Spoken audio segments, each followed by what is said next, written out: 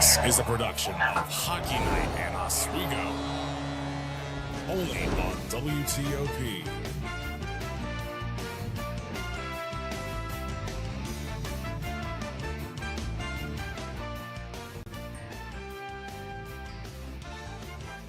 Welcome, Laker fans, to another thrilling afternoon of Oswego hockey. It's Pride Night here in the Deborah F. Stanley Arena as the Oswego State Lakers get set to take on the SUNY Morrisville Mustangs in what could be an intense showdown on the ice. I'm Lucas McGarry, and alongside me is Miss Patsy McFeely and Mr. Jason Sanzel, and we've got everything you need to get ready for Puck Truck. Patsy, Jason, how you guys doing tonight? I'm feeling great. I'm feeling extra excited for the all-women's broadcast that's later tonight. It's also Pride Night tonight, so a lot of big things are happening. A lot of reasons to be excited. Yeah, and there's going to be a lot of action here on the ice. I can't wait to see both of these teams. Both teams have had success. The men and the women for Oswego have had success as of late, so it should be an exciting time here. Absolutely. Tonight, the red-hot 18-2-1 Oswego State Lakers look to continue their historic and dominant season as they take on the scrappy underdog 9-12 SUNY Morrisville Mustangs in what should be a very interesting matchup. Patsy, what do you think is in store for the fans here watching this game? I think it's going to be a really exciting, powerful game. I think that Morrisville is really going to try to get back what they haven't been getting recently in the last games. Listen, we can look at the last matchups, 10-0. They're not really doing that great. They're not looking that hot. So I'm really hoping to see some power and like aggression coming from Yeah, and Patsy, to go off your point, SUNY Morrisville started off the season 5-1 with a win over Nazareth, an upset win, and then they went 1-9. But now they've come back a little bit, won 3 of their last 5 games. So it should be interesting to see how they come out and respond here against a tough Oswego team, number 1 in the SUNYAC. Now, with the upcoming matchup looming, let's take a little trip back in time to the last matchup between these two teams. Jason, give me the rundown on it. Yeah, well, last time these two teams met, it was the Lakers traveling up to Morrisville, and the opening period, it was the Lakers with the power play opportunity, giving Mac Hall the ability to strike first for the Lakers, and then it was Morrisville's Allison Bouchard with the response, able to get it past Lexi Levy to tie things all up. But then, second period, it was the Mac Hall show, putting the puck top shelf, not just once, but twice in the period, in less than 5 minutes apart from each other. And afterwards, it was an offensive flurry for the Lakers as they would score twice, giving the Lakers the 6-2 victory.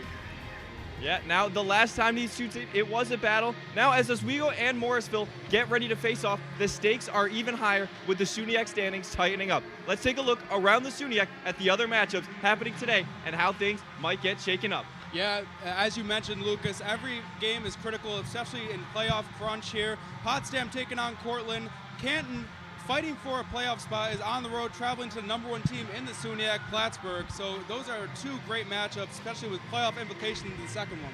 Now, Patsy, not a single team has clinched that number 1 seed in the SUNYAC. So for all of these top teams that are still playing and competing, how important is it for them to get all these wins and really try and clinch that number 1 spot? Obviously, it's just so important, especially with Morrisville in this game being last, absolute dead last in the SUNYAC. They're really trying to get back at least some pride. It's Pride Night, guys. We want all the pride. We want to make sure that we're not really embarrassing ourselves in the SUNYAC standings. Morrisville absolutely wants to do everything in their power. The SUNYAC standings are starting to take shape, and every game from here on out carries major implications. How does this game specifically affect how the rest of this season will finish? Yeah, well, I think it gives great momentum for Oswego to finish this regular season off strong. That'll be huge for Oswego. And for Morrisville, again, they're fighting for a playoff spot. They're still alive, and they're still in playoff contention. So this win, a big win over Oswego, would do wonders for this team, especially heading into the playoffs. Yep, with the SUNYAC race heating up, every game matters, and tonight's matchup between Oswego and Morrisville is no exception. But first, we'll take a quick break. Stay tuned, live on WTOP 10.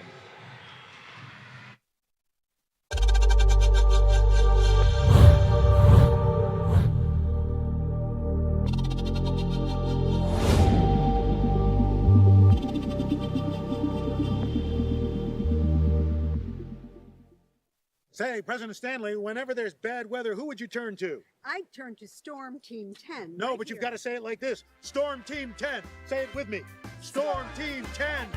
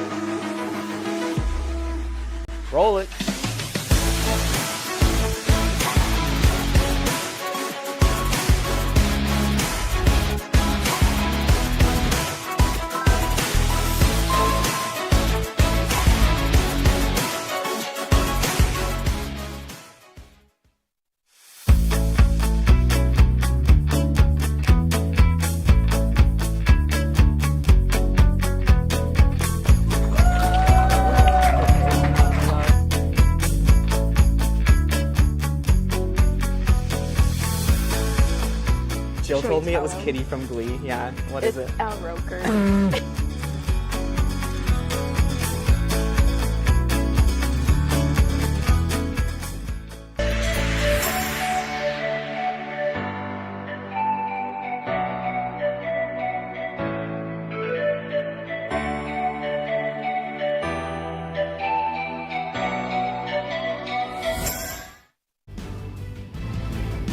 Back to the Deborah F. Stanley Arena. I'm Lucas Gary, along with Patsy McFeely and Jason Samsel. We're counted down to pump track between Oswego and Morrisville. We've talked about the SUNY standings and what's at stake. Now it's time to focus on the match itself. Let's look at the biggest question for both teams. What is their Achilles heel? Patsy, we'll start with you. For Oswego, their Achilles heel is really just getting too cocky. And in the 10-0, it's going to be difficult for Oswego to not come into this game thinking it's going to be an easy, no-stress game. They really need to keep the mindset that it's not over until you have the championship. Absolutely, yeah, no doubt. You don't want to get cocky. Obviously, when you have the last 10 wins over your opponent, you might think you got in the bag, but Morrisville is a very scrappy opponent, so you never know. Yeah, and for the Mustangs, their Achilles heel is responding to offensive pressure. As we mentioned, the last time these two teams met up, the Lakers scored twice in under 5 minutes. And the Lakers, since the start of just conference play, have had 19 players contribute to a goal. So they have so many weapons around them, and they can apply the pressure to Morrisville. They just have to be able to respond. And that's going to be the biggest storyline going into this game. No doubt, both teams looking to overcome their Achilles heel tonight. It's also going to come down to coaching. Each team's bench boss will play a crucial role in this. Has this one unfolds? Jason, we'll start with you this time. Yeah, well, for Oswego, they are led by Coach Mark Digby in his 4th season, and he is already having his best season as a head coach. And the main reason behind that success is really the fluidity that he has with the offensive set. He's able to. This Laker team has so many line changes. They have so much depth on the team, and that's the reason why his team doesn't get tired throughout the game. They have so many players going in and out of matchups, and that's been key for him this year. Patsy, what about you? Morrisville head coach John Briggs. So John Briggs is currently in his 2nd season as the head coach of the women's hockey team. In his last season, under his leadership, the team has posted 12 wins, 14 losses overall record, and 7 wins with 11 losses marked in the SUNY play. The team also made a strong run to the SUNY Championship semifinals. I guess he lost his momentum this year. He's not showing the coaching spirit he had last season. Kind of lost the momentum there, I guess, of the wear-off of the first time doing something. It's just completely worn down. No doubt John Briggs definitely wants to bounce back after such an impressive season.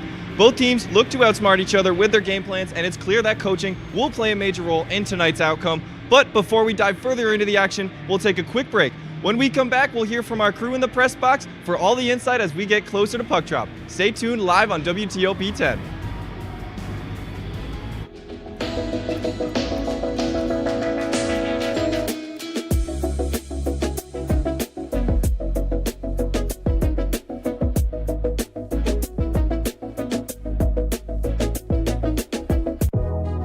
Welcome back to Major Discussions.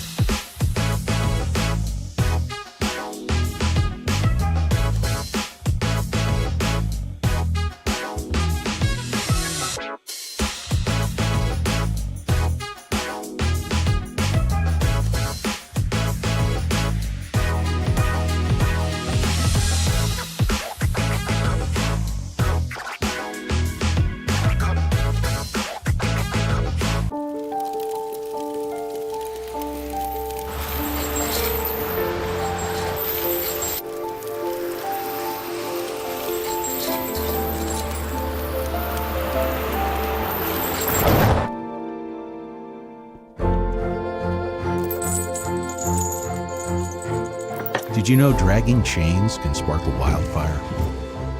Only you can prevent wildfires.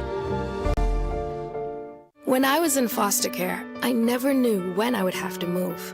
So I always had my suitcase ready to go. Then one day I was adopted. My new parents opened their hearts and home to me. My parents cook my favorite breakfast for me every morning. My parents take me on trips I never thought I would go on. They gave me a home and an even better reason to use that suitcase. My parents aren't perfect, but they're perfect for me. Hey there, I'm Al Roker, class of 76. Yes, way back in 76. Back when the earth was cooling. You're watching WTOP.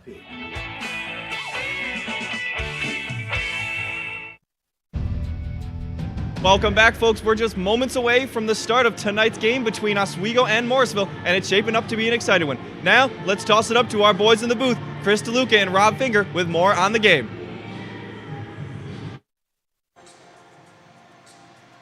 Welcome up to the press box here in the Deborah F. Stanley Ice Arena. I'm your play-by-play commentator for tonight, Chris DeLuca, alongside Rob Finger. Rob, what a game we're going to have tonight. Oh, absolutely. Coming into this, the Oswego State Lakers are having essentially one of the most dominant seasons they've ever had as a part of this women's hockey program.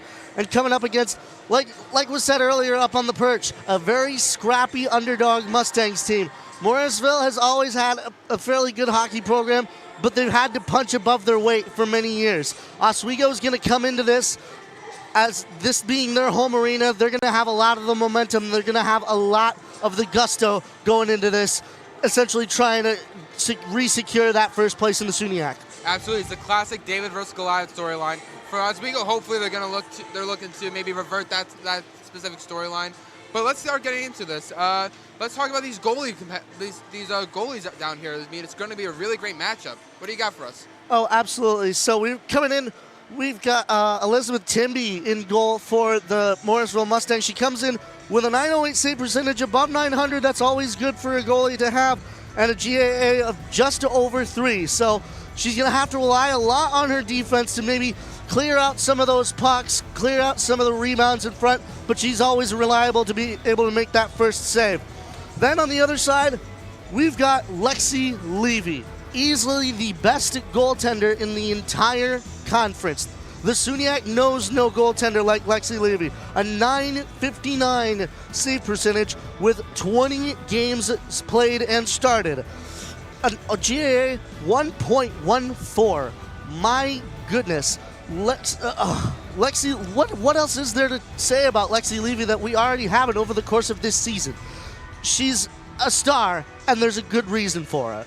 Absolutely. She's always been so good for these Oswego State Lakers, and it really feels like with the way her performance is, it's really do or die for this Oswego Lakers team. Absolutely. This is a game where, like you said, Plattsburgh just above them in the SUNY standings. They don't want to lose to their rival. They came in earlier this season and beat them in a shootout. So, and then when they went up to Plattsburgh, they split both of their games against the Cardinals. So technically, if Oswego is able to win this game, they have the tiebreaker. They can take that first place in the SUNY back from their arch rival. Absolutely. And while we're talking about these great players for both these teams, let's shift from goalies to the players, the forwards and the defensemen.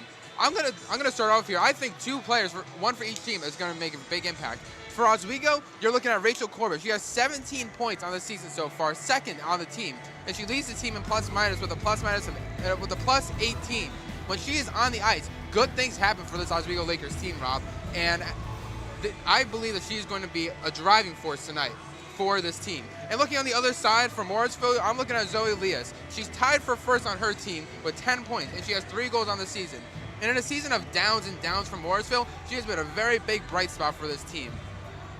Well, my personal X factors here, first for the Oswego State Lakers, like you said, is number 2, Mac Hull. I've said it countless times this season. She is a walking, talking X factor, especially out on this ice. Leads in both points and goals as well by 3 goals over the person in second, who was Ashley McGrath with 7. 10 goals to her name, 12 assists as well. She's essentially the most balanced player you could ever have on this ice, and especially she's been just such a driving force for these Oswego State Lakers this season. And on the side of the Morrisville State Mustangs, I'm going with Kate Mabey, their leader in assists here, because in this game, passes are going to be very, very crucial. Look for her to be able to make some of those plays, be that playmaker that Morrisville is going to need, especially on the rush and in different plays that are going to be employing here in this game. So I say that Kate Mabey is going to be one of those X factors for Morrisville if they're going to want to beat the Oswego State Lakers here tonight. Absolutely. I mean, to put some respect on Morrisville's name, they got a lot of really good players on their team as well. It may not be showing right now in their season standings, but overall, Morrisville does have a decent future here in the SUNYAC. Now let's get into some of the keys of the game here. I went first for the X Factor players, so let's go you first. What are your keys to the game? Yeah, so my first key to the game is solve the goalie question. That's the number one concern for any team going up against the Oswego State Lakers, whether it be Lexi Levy, who's in net tonight, or even Mia DeVivo, who in her sole appearance shut out the team in front of her. The goalie question is the thing that every team needs to start with when they're going up against the Oswego State Lakers. My second key is slow the game down. The Oswego State Lakers are a very, very, very fast team. They will take that puck and get set up in the other end like that. They're very quick with their offense, so if Morrisville wants to have a chance in this game, they've got to use the neutral zone, especially possibly 1-2-2 trap, different trap strategies, things like that. Just slow the game down, especially in the neutral zone, and maybe the Oswego State Lakers will cough up the puck. My third key, use the rush. Oswego is a very defensively competent team as well. They're not going to let you set up in the zone. They're not going to be able to let you set up in the zone. So Morrisville's really going to have to use the rush to even get some offense on Lexi Levy here tonight. Absolutely, and going from Morrisville to Oswego, I have some keys for myself as well. For Oswego, the number one thing, depth scoring. You're not going to get far in a game if you're only relying on one line. You need to have all four lines rolling for the Oswego State Lakers. They need to get production from all four lines. My second key, keep the pressure on. As you said, Morrisville needs to slow that game down. Oswego, keep the pressure on, pick up the pace. They cannot give they cannot give Morrisville a chance to get going. And finally, Lexi Levy must stand tall in net. As you said before, Morrisville must stay on the rush. Oswego is not too great this season so far on the rush. They've had their struggles at times. So Lexi Levy must stand tall. She needs to be locked in for tonight and stay focused. And I believe that will do it here from the press box. But don't go anywhere. When we come back, we're going back down to the perch to go to look at some players, to watch picks and puck drop. Hey there, I'm Al Roker, class of 76. Yes, way back in 76. Back when the earth was cooling. You're watching WTOP.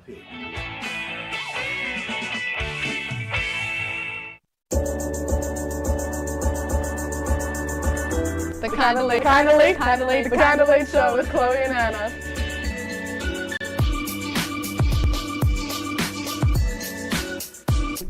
Like licorice, Twizzlers, absolutely nasty. The thought of turkey is just nauseating. I think you're wrong, is what I think. You think I'm wrong a lot of times. I do think you're wrong a lot. When you look at the number of disasters in the U.S., chances are every area will deal with some kind of emergency in the next decade. And between school, sports, and social lives, chances are you won't be with your kids when it happens. Will they know what to do? Ready.gov/kids has the educational tools and information to make the conversation easy. When the time comes, chances are they'll feel prepared, not scared. So talk with your family today.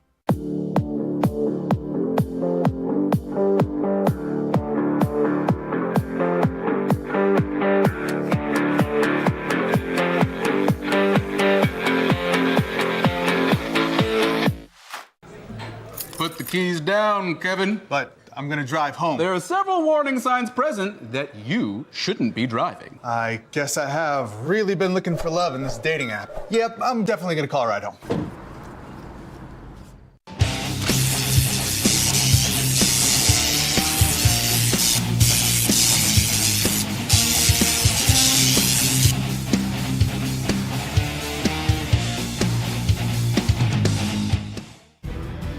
It's almost puck drop here in the Deb, so that means it's time for everyone's favorite segment, players to watch and picks to win. Patsy, why don't you start off with your Morrisville player? I have Haley Eason. In her last season, she appeared in 25 games for the Mustangs at forward, posted 14 points behind 7 goals and 7 assists, and most of her tallies come on the power play, so she really likes to take advantage of those power plays. I feel like that's a really fun thing to watch when one player really exceeds in the power play. So, Haley Eason. Watch out. Yeah, my Morrisville player to watch out for tonight is number 10, Allie Davidson. Davidson is such a dynamic player for the Mustangs. She leads the team in goal scored with 5, but her puck distributing ability is equally as strong with 5 assists. And last game, she was just held to just 3 shots all game, so I look for her to respond big here tonight. Absolutely, both Morrisville players looking strong. But Jason, now we'll start with you, Oswego player to watch. Yeah, my Oswego player to watch is the senior Lauren Schell, number 25. 4 of her last 5 games, she has either scored or recorded an assist, and it's her birthday today. So you look at Cooper DeJean for the Philadelphia Eagles. He had a big game in the Super Bowl, and I expect Lauren Schell to have a big one here tonight as well. Lights are turned off. Patsy, let's get your player to watch. And don't forget about Saquon Barkley. It was his birthday, too. My player to watch is Mac Holt. She has a season high of 3 goals in 1 game against Morrisville, so it's going to be exciting to see her play against Morrisville again. She also leads the SUNY with a total of 10 goals in the season, and she's 5th in assists, so she's really a player that you want to watch out for. Now, really quick before we head to break, Jason, Patsy, let's hear your scores. Oh, we have the same time? Yeah. We got 3-1. 3-1, yes. So 3-1, 3-1. I'm actually going to go a little bit higher, go 4-0 Oswego, but that will be it from us. Puck drop is about to get underway. We're going to send it back to Chris and Rob. Stay tuned on WTOP 10.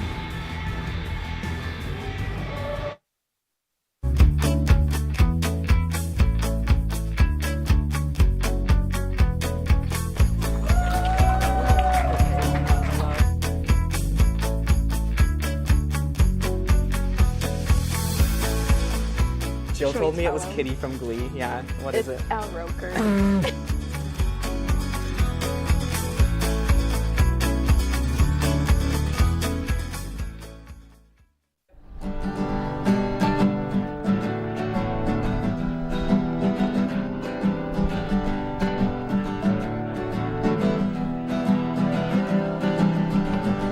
We're here for you, we're here for you. This is your channel 2. With sports and news and what to do, we're here for you. It's your TV, you're watching WTOP. Your TV, thanks for watching WTOP.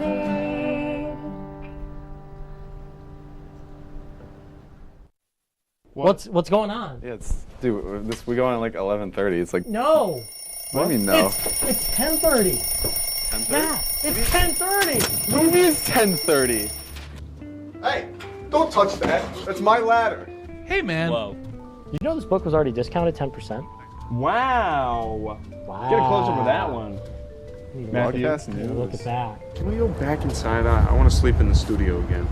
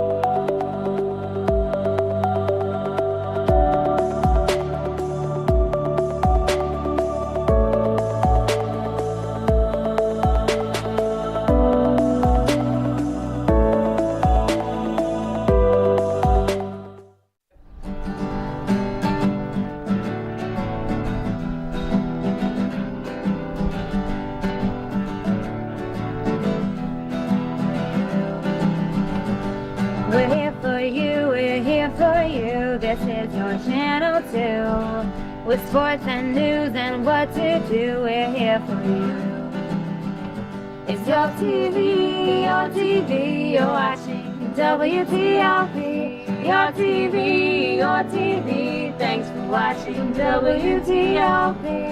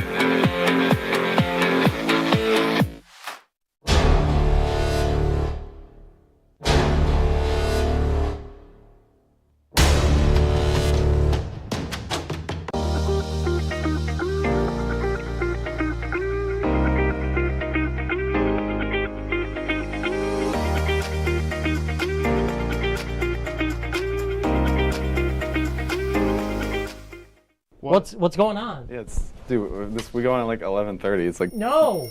What do you mean no? It's 10:30. 10:30? Yeah, it's 10:30. What do you mean it's 10:30? Hey, don't touch that. That's my ladder. Hey, man. Whoa.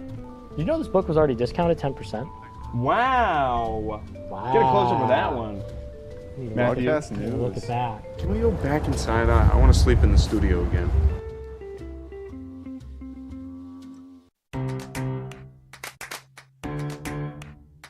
We'll deep dive into our feelings in our Real Talk segment. Stay tuned because it's about to get real.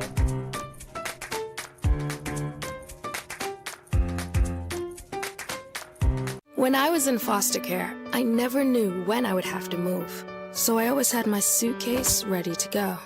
Then one day I was adopted. My new parents opened their hearts and home to me. My parents cook my favorite breakfast for me every morning. My parents take me on trips I never thought I would go on. They gave me a home and an even better reason to use that suitcase.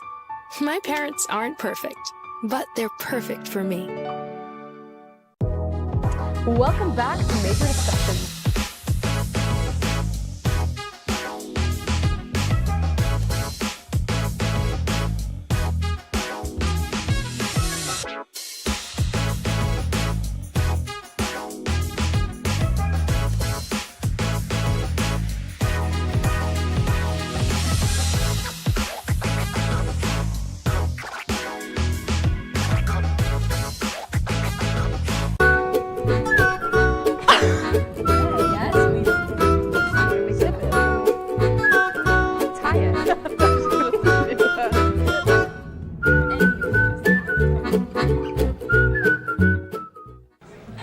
Put the keys down, Kevin. But I'm gonna drive home. There are several warning signs present that you shouldn't be driving. I guess I have really been looking for love in this dating app. Yep, I'm definitely gonna call a ride home.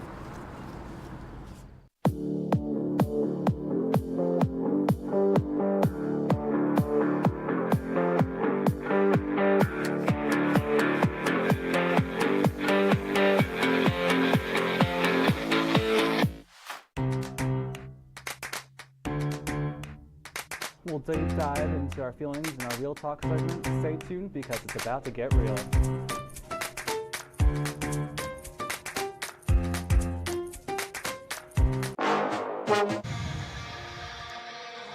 And welcome into the Deborah F. Stanley Ice Hockey Arena for tonight's matchup between the Oswego State Lakers and the Morrisville Mustangs. Once again, I'm your play-by-play commentator, Chris DeLuca, alongside Rob Finger. Rob, this is going to be an exciting matchup tonight. Oh, absolutely. This is one that Oswego can very well keep in their hands, but Morrisville will want to be ripping it out of their hands fairly soon anyway. And they've got to be essentially getting on their horses, not to be a bit of a pun with the Mustangs, but they've got to get on their horse fairly quickly here in this contest. Absolutely. And while we're waiting for this game to get started, Rob, I got to ask you, what are you looking for each team in their startup?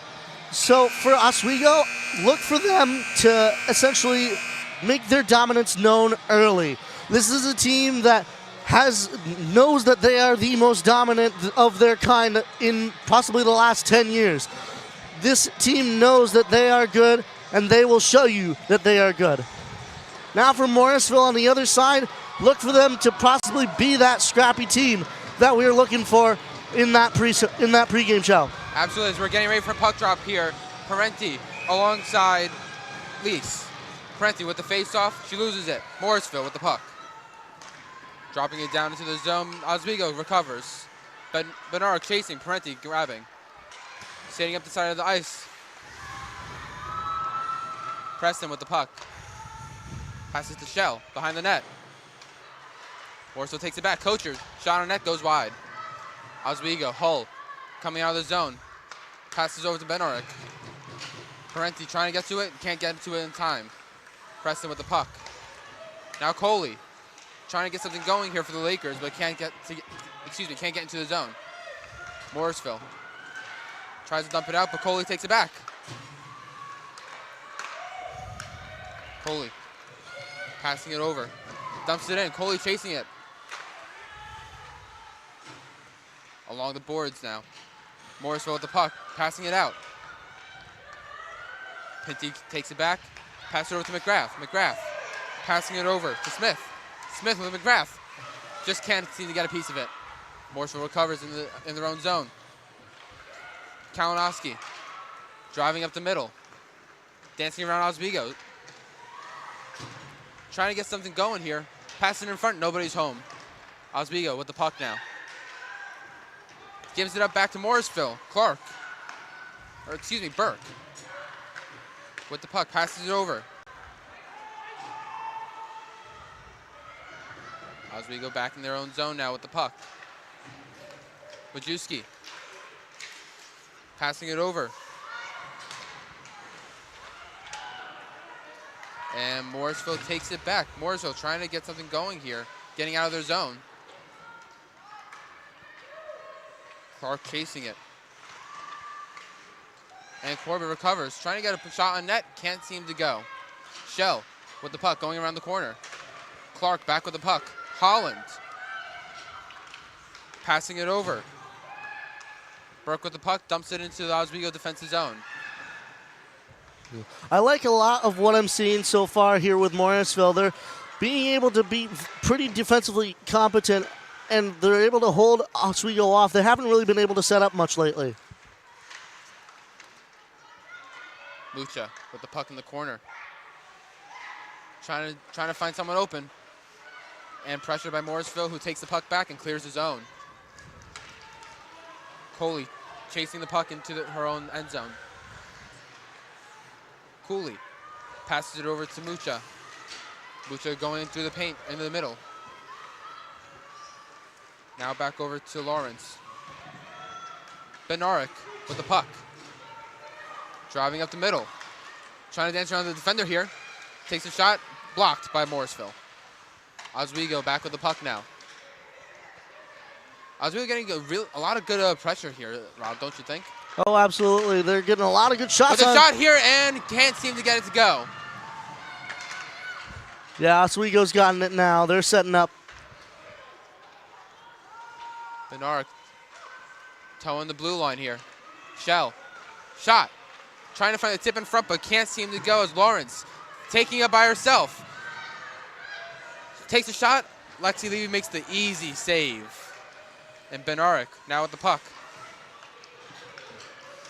Dumps it into the zone. And a nice catch there by Timby. Had a little trouble there trying to get the puck out of her glove. Yeah, I was about to say, I would have let that go a lot sooner because that gave Oswego the opportunity to come in and grab the puck.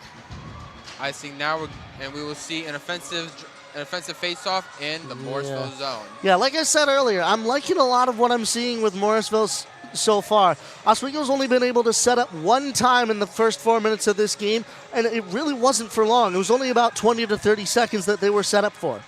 Actually, it's kind of been a lot of back and forth so far this game, Rob, as McGrath behind the net. Trying to find someone open here.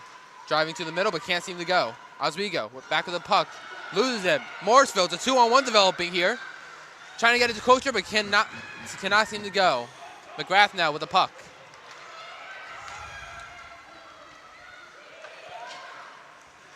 And dumped into the offensive zone. Morrisville back with the puck now. Oswego tries to pass it over to the forward in front, but can't seem to go. That's a big save there by Elizabeth Timby, able to track that puck going all the way to her pad. Corbett battling with Clark. Corbett takes it back. Gets it to Kelly, but deflects off her skate. Now Kocher with Bouchard and dumps it in. Coley now passing it over to Corbett. Corbett in the middle. Passes it right back to Coley, right back to Corbett. Playing a little throw and catch over there. Timby deflects it over to her teammate. Lawrence dropping it back into the neutral zone. Morrisville now with the puck in their own end. Passing it over. Driving up the middle is Morrisville. And Oswego takes the puck back. Trying to get into the offensive zone here. So far, about 5.5 minutes in. It's really been a lot of neutral zone possession here, Rob. Yeah, a lot of neutral zone and a little bit of possession in the Oswego end as well, as here comes Allie Davidson just looking to get some offense going here for Morrisville. Yes, and now Oswego takes the puck back. Cooley tries to get out of the zone and does. Morrisville will have to step back up. Morrisville now with the puck. Thompson passing it over, can't get it to her teammate. Now Shell trying to get it to her teammate, but can't seem to go. Cooley passing over to Parenti with Hull. Hull chasing after the puck. 2 versus 2 here. Hull with the puck, passes over to Parenti. Parenti challenged by the puck and can't seem to keep on. Morrisville now driving into the offensive zone, and Preston is there to collect the puck. Preston over to Benorick. Benorick with the puck, pressured by Morrisville, but is able to get it to Hull. Hull whiffs on the pass, and Lakers will have to touch up. Now Benorick driving in with Parenti and Hull. Behind the net now. Goes over to the point. Patrick open, trying to get the puck. Benorick really playing a little bit of a puck hogging there. Passes it over to Kakassis, but can't go. Kakassis still trying to get the puck back. It goes over to Parenti. Parenti all alone. Can't go. Morrisville now. Bad giveaway in the defensive zone by Morrisville now. Lakers try to get a puck on net, but it's blocked. Morrisville trying to clear, but just can't seem to get it out so far. It's on the blue line. Battle on the boards here. Digging for the puck. 3 Lakers, 2 Morrisville. Still digging. Puck is still alive. Oswego comes out with it. Driving in. Smith with Petrick. Tips. Scores! McGrath in front with the tip to give the Lakers a 1-0 lead with 12:34 here to go. And my, oh my, Tilly Patrick able to take that from that board battle that we saw on that far side. Able to transition it right into a big shot on net, and she's just able to beat Elizabeth Timmy in the low corner. As we get ready for the face-off here, big goal for the Lakers here to get going after a very back-and-forth start to the period. Morrisville now with the puck, gives it over to Pinty. Lakers looking like they have a little bit more energy now after that goal. Yeah, especially if you're Oswego, this is the one where you're like, all right, we have a hand in this game here. But one of the things that I'm noticing about Morrisville is they are very aggressive. And that's something that I like. Aggressiveness, especially against a team like this, will net you results. Morrisville with the puck in their defensive zone. Corbin now with the puck, gives it over back to Morrisville. Lease passes it over to Johnson. Now Bouchard. And it's kept into the defensive zone. Johnson with the puck. Challenged by Corbett. And it's taken by Kelly. Petherick credited with the goal from earlier. Assisted by McGrath. Lakers trying to keep the puck into the zone. Morrisville coming out with it now. Nitre dumps it into the zone. Lakers will have to gather up. Lakers drop it all the way over into the other zone. It will not be called an icing. Morrisville with the puck. Looking for her options, but gives it away to Mucha. Mucha with Cooley. Cooley trying to get the puck, she does. Battle against the boards, Cooley comes out with it. Gives it right over to Morrisville. Puck is deflected back to her teammate.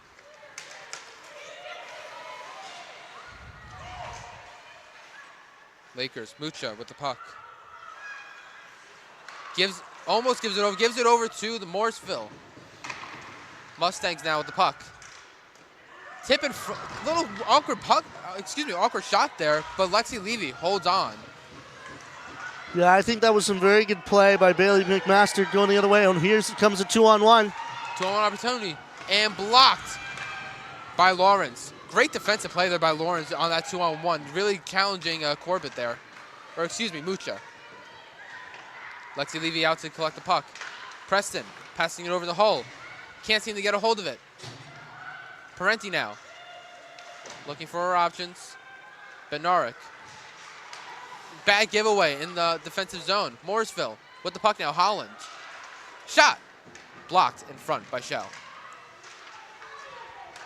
Lakers have the puck. Give it back over. Morrisville now in the offensive zone. Kirkby. Dumps it in. Kirkby now in front. Shot. Saved by Lexi Levy, and she covers up. And it looked like it's getting a little bit chippy out in the front of the net there. A little bit chippy, but that's what I like to see. People getting in front of the net. When I used to play, I was always that guy going right to the front of the net, trying to take the goalie's eyes away. And that was something that I was mentioning with Bailey McMaster. She was getting right into the face of Lexi Levy, trying to take her eyes away. And it's good to notice that Morrisville is trying to solve that goalie question. Absolutely. The screens and the tips in front are always crucial. He's looking a little bit like Chris Kreider out there. As the Lakers now, giving it back over to Morrisville in the Lakers defensive zone. J-Seal. Passing over to McGrath. McGrath. Over to Smith. Smith with Kakostas. Passes it over to Kakostas. Dumps it in. Taken back by Morrisville. Nitre passing it over. Lakers take the puck back, but Morrisville takes it right back from them. Spears dumps it in. And Petrick will take the puck back. Now gives it over to Morrisville. Kocher, shot on net, saved by Lexi Levy. J-Seal, passing it over to Petrick. With Majewski. Majewski almost had a breakaway there and trying to battle for the puck. Wow. And dumps it in. That was a great defensive play there by Morrisville. Absolutely. Meadow Clark, what a play to make. Just get Jenna Majewski to get a little bit confused. Holy shot. Deflected up high. Now Kelly. Pass it over to Corbett. Can't get a hold of it. And it gets onto the net. And Timby with the save. Yeah, thankfully Elizabeth Timby is able to track that as it goes all the way in there. And she's able to cover it up before any damage gets put back up on that board. Getting ready for the face-off now. Kelly. Waiting for a face-off. Kelly with Lease. Lease wins the face-off. Johnson now with the puck. Johnson gives it over. And Morrisville will come back out with it, but taken back by the Lakers at the point now. She's able to keep it in. Shot on net. Tipped in front and saved by Timby. Now Coley passing out in the front with Majewski. And Morrisville is able to recover and will dump it into the zone. Now Kocher getting in. No one home in the middle. And the Lakers will take it back. Now Majewski trying to get to the puck but can't seem to get to it. Corbett now with the puck.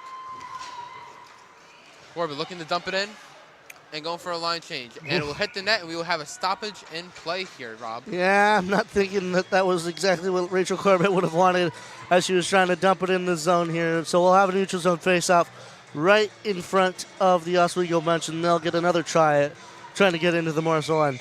Absolutely. Kind of looked like she was trying to give a fan a puck there, Rob. Well, if the netting wasn't there, we'd have another souvenir. Absolutely. As Oswego now with the puck in their own zone. Shell passing it over to Preston. Trying to get it to Cooley, but Cooley can't hold on to it. Morrisville with the puck. Passing it over. Thompson at the point. Shoots. Blocked by Cooley. Now Morrisville with the puck. Tries to get it in front. Shot. Save. And there was a rebound opportunity, but she just could not get a hold of it.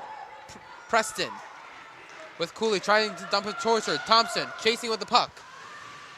Thompson will get there first, but Cooley takes it back. Lakers now. Shell can't seem to get a hold of the puck. Breakaway might be forming here. And what an amazing hit there by Burke on the Morrisville Mustang. It's getting real chippy out here, Rob. Well, Oswego probably would like to be a little bit up further in the score by now, so possibly a little bit of frustration brewing on that bench, but you never tell. Absolutely.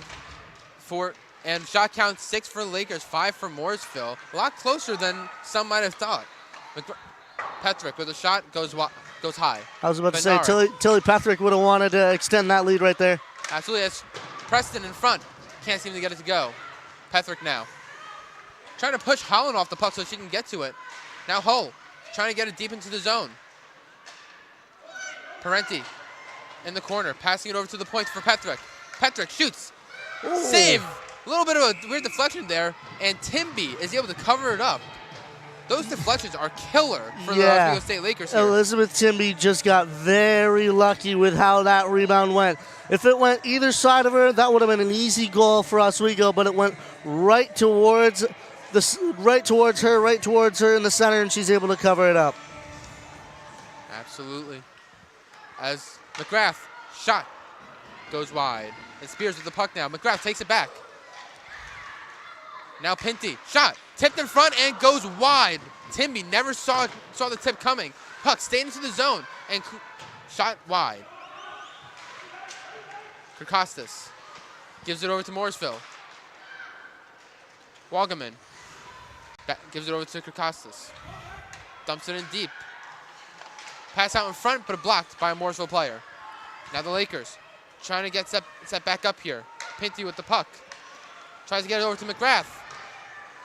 And Coley dumps it in as the Lakers will go for another change.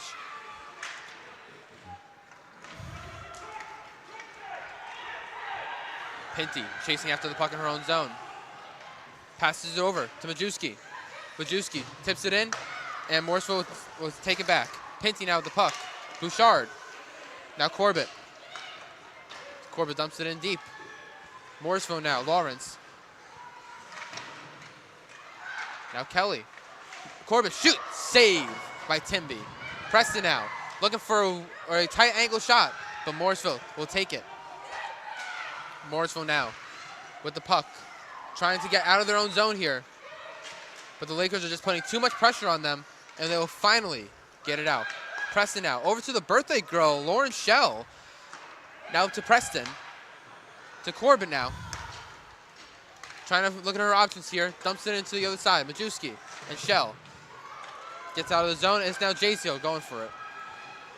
JCO looking at her options here. Passes it over to Burke. Burke in the middle. Passing it to Mucha.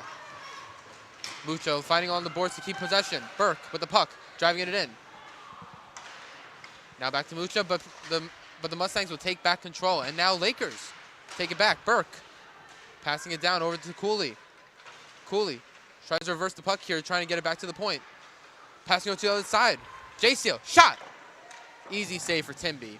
Cooley with the puck now. And it's been all Lakers so far here in the second half of the period. Shot, save. Now Mucha with the puck. Mucha fighting. And we'll dump it into the other side as the Lakers will get another change. Johnson now with the puck. Passing over to Pethford. Can't keep hold of it. Morrisville to 2-on-1. Save Lexi Levy. Yeah, I think that was about the best choice you could have had in terms of Allie Davidson's options. She had Bailey McMaster going up to her right, but unfortunately that pass just was not there. So I think the backhand shot to get a cover and get an offensive zone face-off, that's about the best option she had. Face-off now in the Oswego Lakers defensive zone. Coley tries to get over to Hull, but can't seem to get it to go. Parenti now with the puck. Passing it over to Bednarik. Bednarik now dancing around the Morrisville. Driving it up in the middle. Trying to get free, but can't seem to go. Kirkby dumps it in. Tries to bank the pass to herself with a tight angle shot. Shoots! Saved by Lexi Levy. Going for the rebound now. And we will come out into the middle as Thompson will reset and dumps it back in to the Oswego Lakers defensive zone. Yeah, 3 minutes left here, and you see Morrisville being a lot more aggressive in the Lakers' end than they were earlier in this period here. Absolutely, as Coley passing over to Hull. Gives it away, though. Hull regains it. Trying to get it out of the zone here. Finally he's able to go. Bednarik trying to drive it in. But Clark is there to... Ooh, that's a lot of stick action from Simone Bednarik there. Spears. Over to Wagaman. Wagaman trying to get it in, but Preston will take it back here. Preston battling with Spears. Smith with the puck now. Passing the blue line to Kirkostas. Shoots! Save. And will go up into the netting. Yeah, that was a good stick play by Madison Lawrence just to get it up into the netting. It doesn't matter if the goalie covers it or it goes into the netting. If you're able to slow this game down, get a break, that you haven't had in actually quite a few minutes here. It's always beneficial for a team like Morrisville. Actually, it's the face-off here in the defensive zone. Johnson now with the puck, passing it over to Kocher.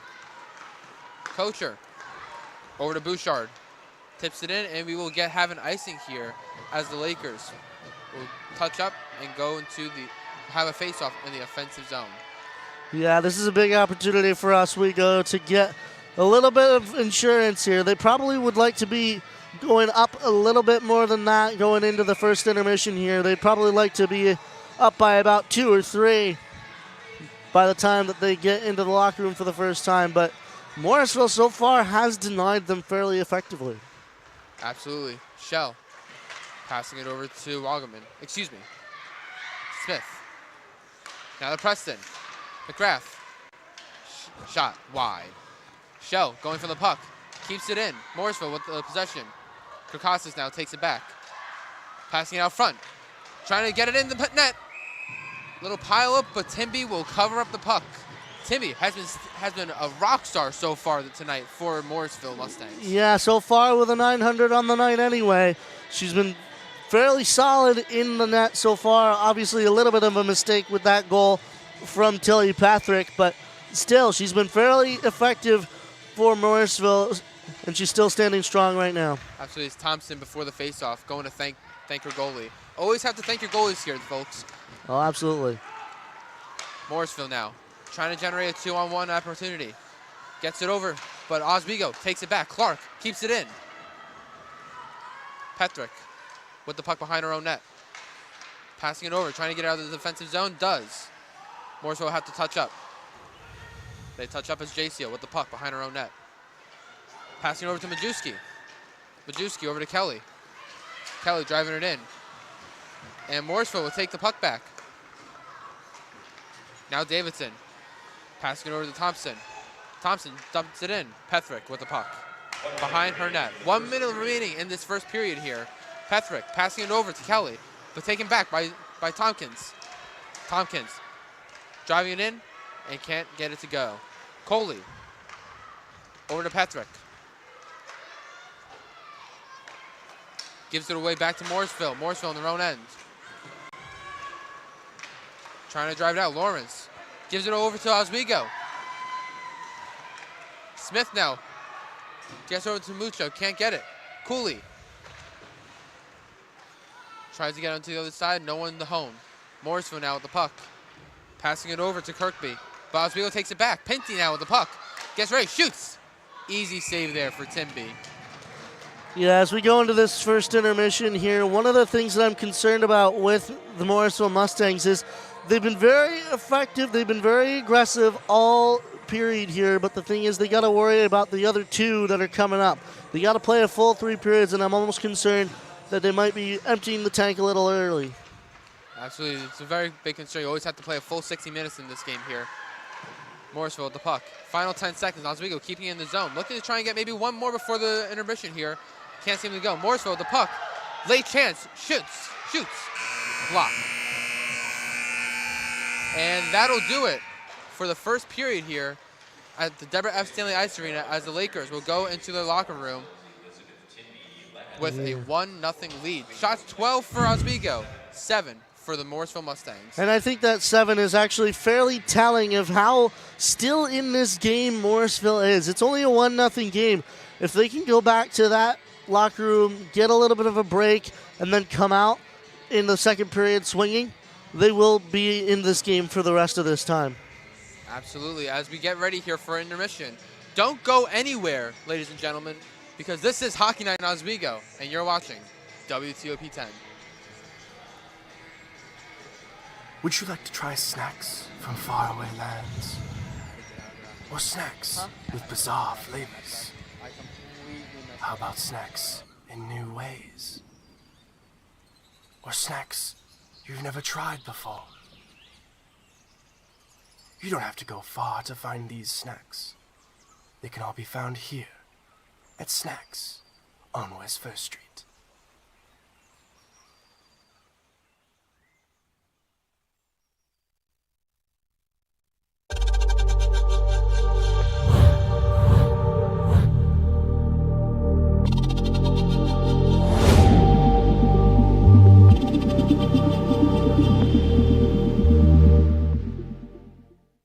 Say, President Stanley, whenever there's bad weather, who would you turn to? I'd turn to Storm Team 10. No, but you've got to say it like this. Storm Team 10. Say it with me. Storm Team 10.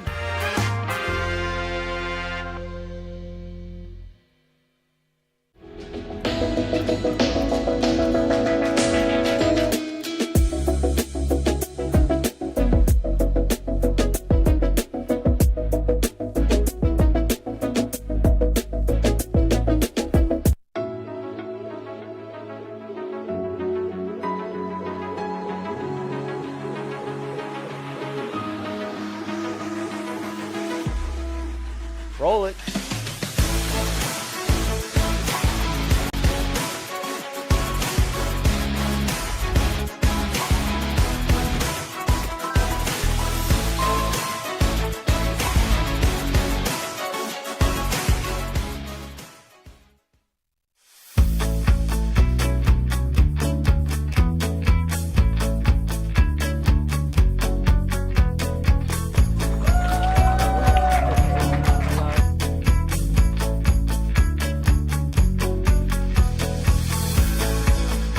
Jill told me it was Kitty from Glee. Yeah, what is it? It's Al Roker.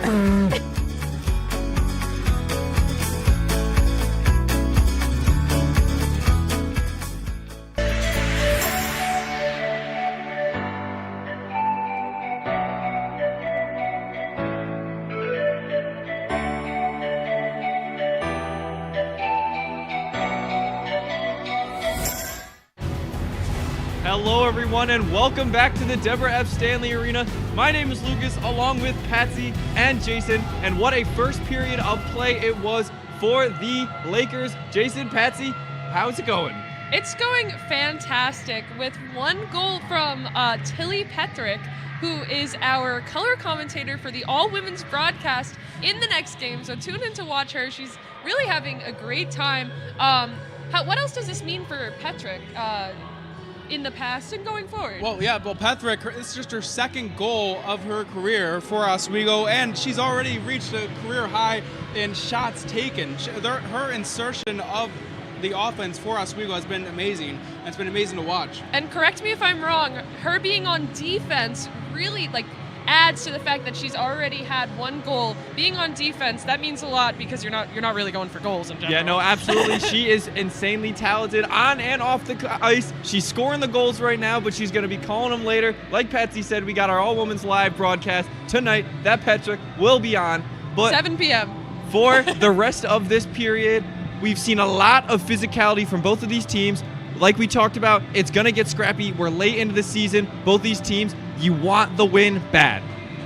Yeah, and for Oswego, they came out aggressive early on. I feel like I'm talking about deja vu. I feel like I have deja vu every time we cover the Lakers because every time they come out aggressive, they outshot the Mustangs 10-3 in the opening minutes of this period, and that's what led to the goal from Petrick there. And what's really just been impressive is the ability, the Mustangs' disadvantage from getting the puck out of the neutral zone. The Mustangs really struggled at just having any rhythm offensively, and that's the reason why they just haven't been able to register much offensively. And going back to what I said my Achilles heel was for the Oswego Lakers, they are not letting that happen. They are not getting too cocky. They are playing it safe. They are making sure that they are just as aggressive throughout the entire game. You know, this game is just like any other game to them. You know, all that matters is that they win, so. Now, another big thing I want to talk about for the Mustangs is how sloppy they've been on offense. Only 3 shots in total and 2 shots on goal. Really, really not making it difficult for goalie Lexi Levy.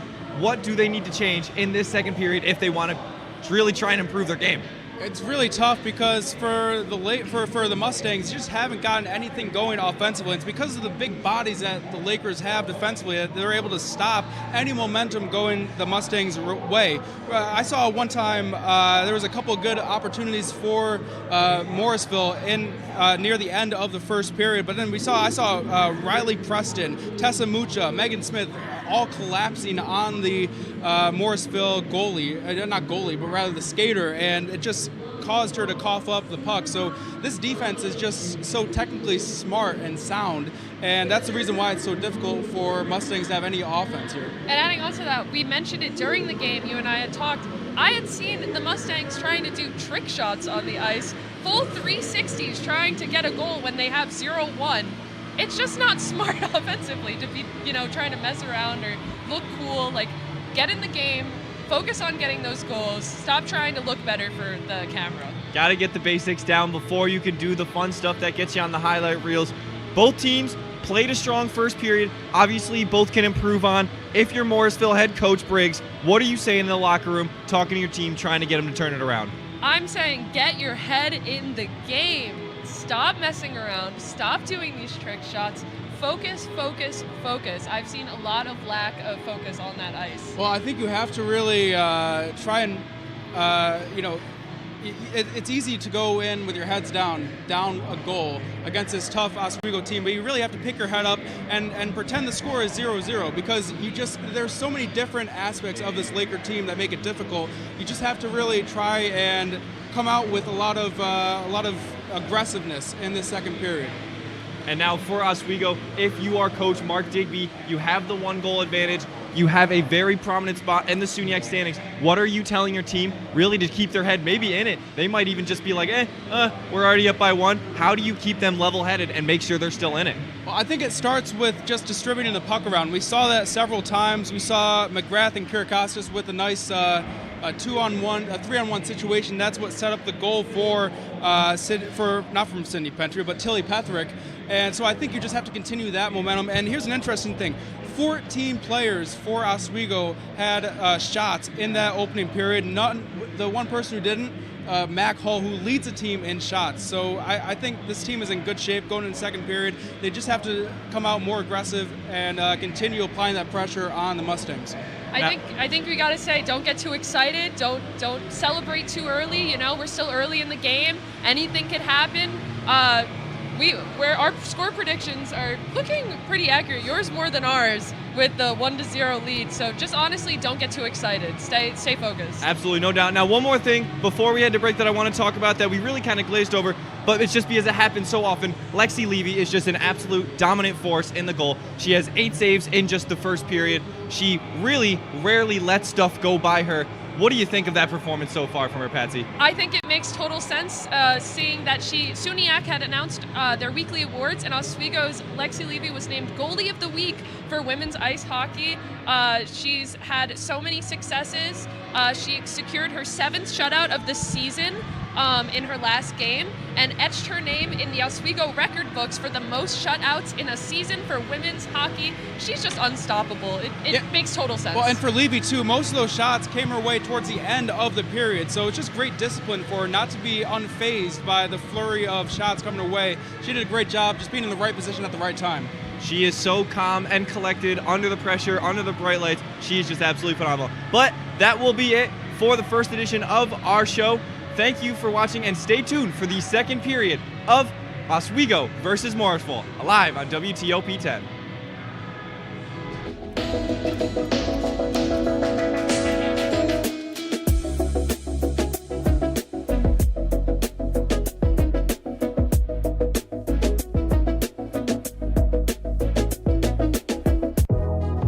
Welcome back to Major Discussions.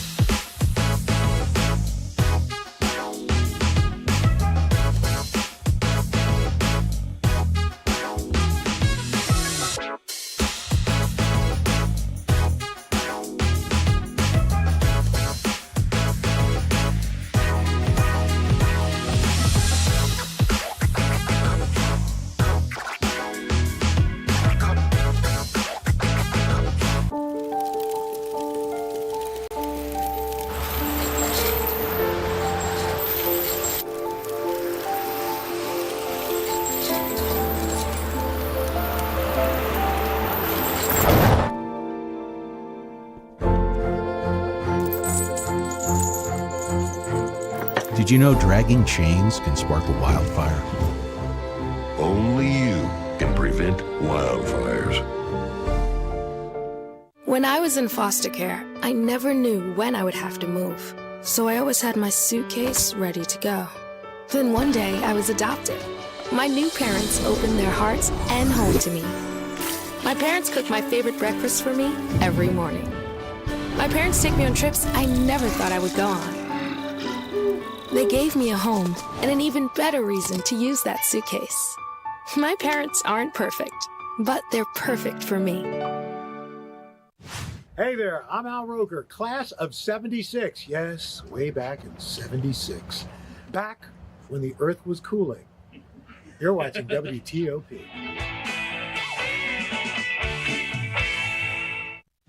Hey there, I'm Al Roker, class of 76. Yes, way back in 76.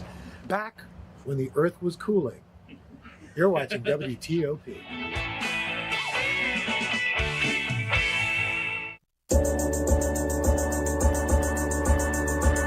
The Kinda Late Show with Chloe and Anna.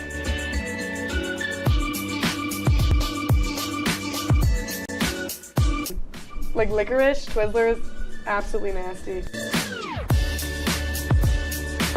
The thought of turkey is just nauseating. I think you're wrong, is what I think. You think I'm wrong a lot of time. I do think you're wrong a lot. When you look at the number of disasters in the U.S., chances are every area will deal with some kind of emergency in the next decade. And between school, sports, and social lives, chances are you won't be with your kids when it happens. Will they know what to do? Ready.gov/kids has the educational tools and information to make the conversation easy. When the time comes, chances are they'll feel prepared, not scared. So talk with your family today.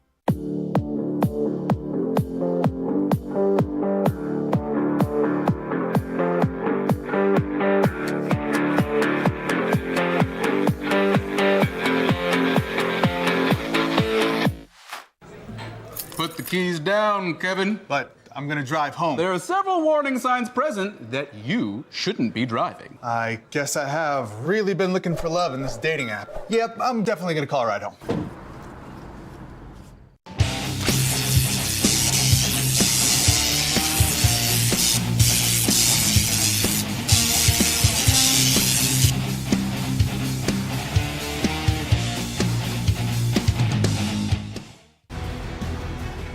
And welcome back into the Deborah F. Stanley Ice Hockey Arena for tonight's matchup between the Oswego State Lakers and the Morrisville Mustangs.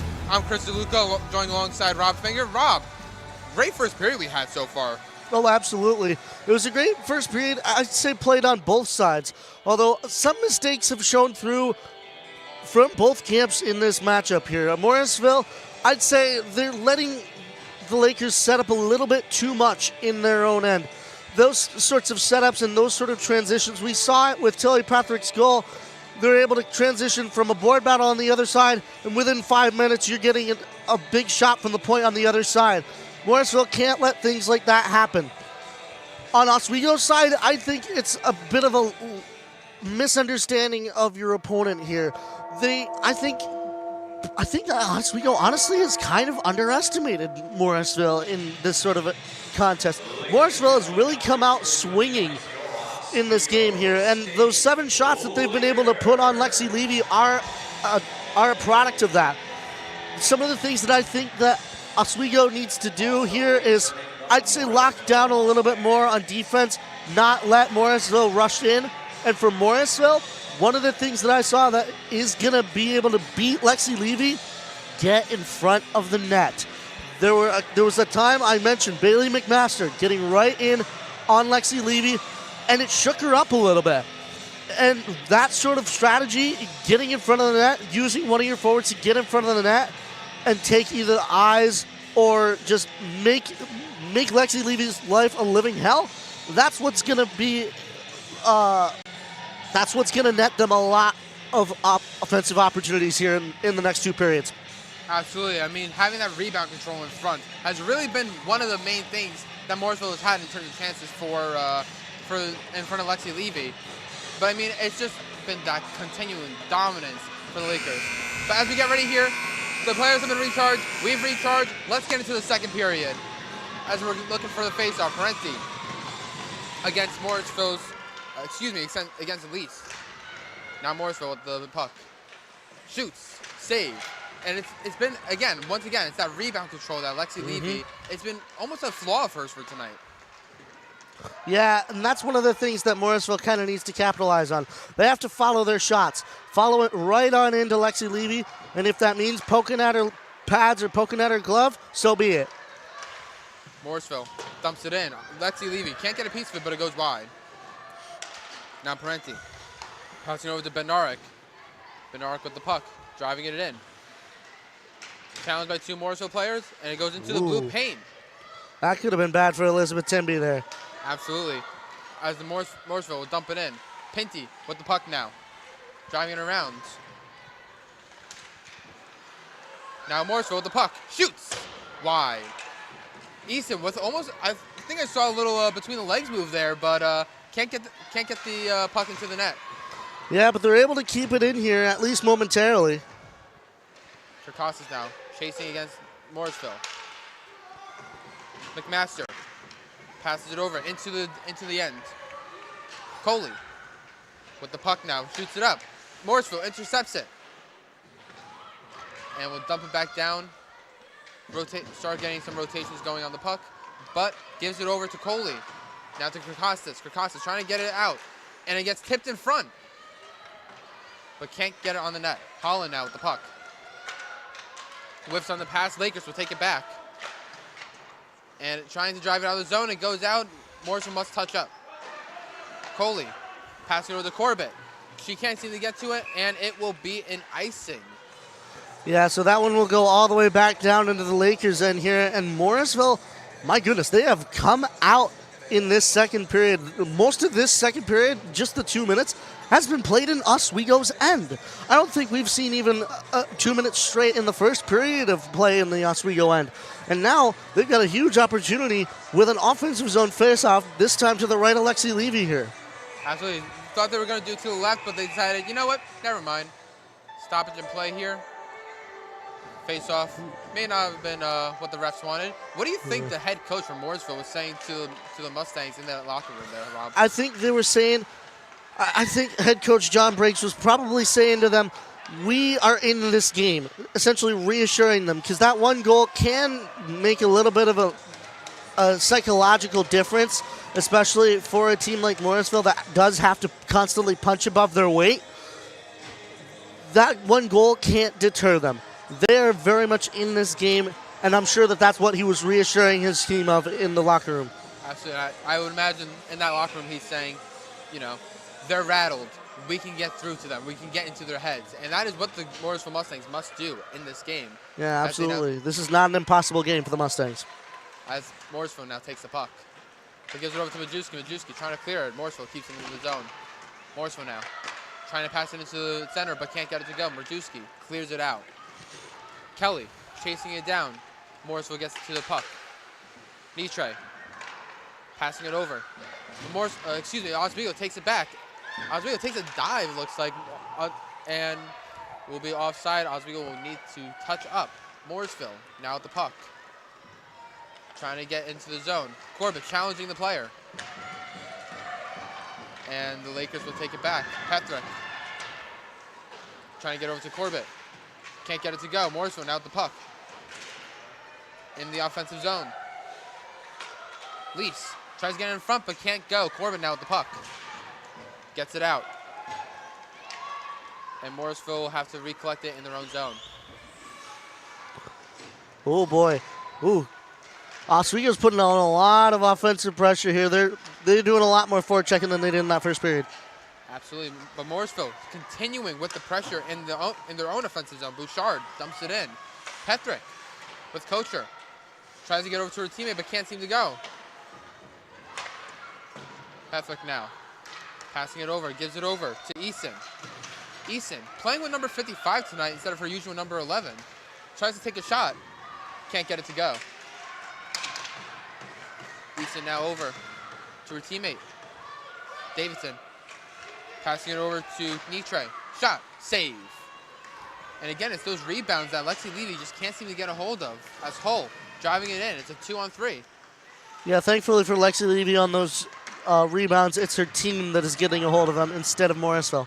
Lexi Levy coming out to play the puck. Passes it over to her teammate. Hull gives it over to Davidson. Davidson dancing around the defender. Shoots. Blocked in front. by Parenti. Yeah, I think she possibly should have waited a couple more seconds to release that because she was covered all over by Oswego defenders. Clark passing it over to Tompkins. Chasing for the puck is Preston and Tompkins. Preston with the puck, tries to go through the legs to get it to her teammate, but can't get it to go. Preston, now Michelle. Tries to get it to Bednarik, but can't get it to go. Now Clark dumps it in. Lexi Levy coming out of her net to collect it, gets it over to Preston. Now to Hull. Hull in the left circle, getting over to Parenti. Parenti dumps it into the offensive zone. Timby with the puck, comes out to play it. Now it's Lawrence. Pass it behind the net. Little miscommunication there as Krakostas tries to get to the puck but can't get it to go. Morrisville now. Oswego takes it back. Ref calls it onside. Clark tries to get over. Krakostas with the puck. Morrisville trying to get it around the net. Now back to Clark, but Krakostas will be there to intercept it. Krakostas now over to Smith. Smith challenging. Krakostas trying to get it to Coley. Coley shoots. Blocked in front by a Morrisville player. Krakostas gets it into the middle, but head off a skate. Now Morrisville with the puck. Holland. Holland trying to see if she can get it to Lawrence. She does. Lawrence going off for the change, as well as the rest of the Morrisville line. Now Pinty trying to get it over, but gives it away. Bouchard trying to get something going, but can't. Corbett. It's going to 2-on-1. Corbett and Kelly. Kelly with the puck. Shoots. Whiffs on the shot. And Morrisville will take it back. A lot of good opportunities here so far in this game for the Lakers, but they just can't seem to to finish their plays. Yeah, especially when they're trying to do set plays. The one goal that they've put on the board so far is one that was from a point shot that just was thrown at the net and that the goalie just could not get a hold of. Neither team has really made their set plays work tonight. Kosher with the shot, saved by Lexi Levy into the shoulder pad. Yeah, and I think that's the first real big save that Lexi Levy's had to make in a little bit here, just because the saves that she has made were fairly routine. She's been able to track them very well, and that's what a good goalie should do. Tracking is almost the first battle that a goalie has to face when just trying to make a save. Lucha with Easton. Ref calls the play dead. We will get a replay of the face-off here. Yeah, we'll get take two. Take two. Ready, action. Here we go. Easton coming out of the face-off Switching zone. out of actors here. Davidson with Mucha. Davidson wins the puck to Thompson. Passing it over. Shoots. Blocked in front. Davidson now with the puck. Trying to find someone available. Shoots. Saved by Lexi Levy. Now Easton. Passing it back over to her teammate. Passing it back down to Davidson. Over to Clark. Shot. Tries to get a small tip in front. Little slow in my opinion. Little slow shot, but now Corbett. Excuse me. Coley with the puck.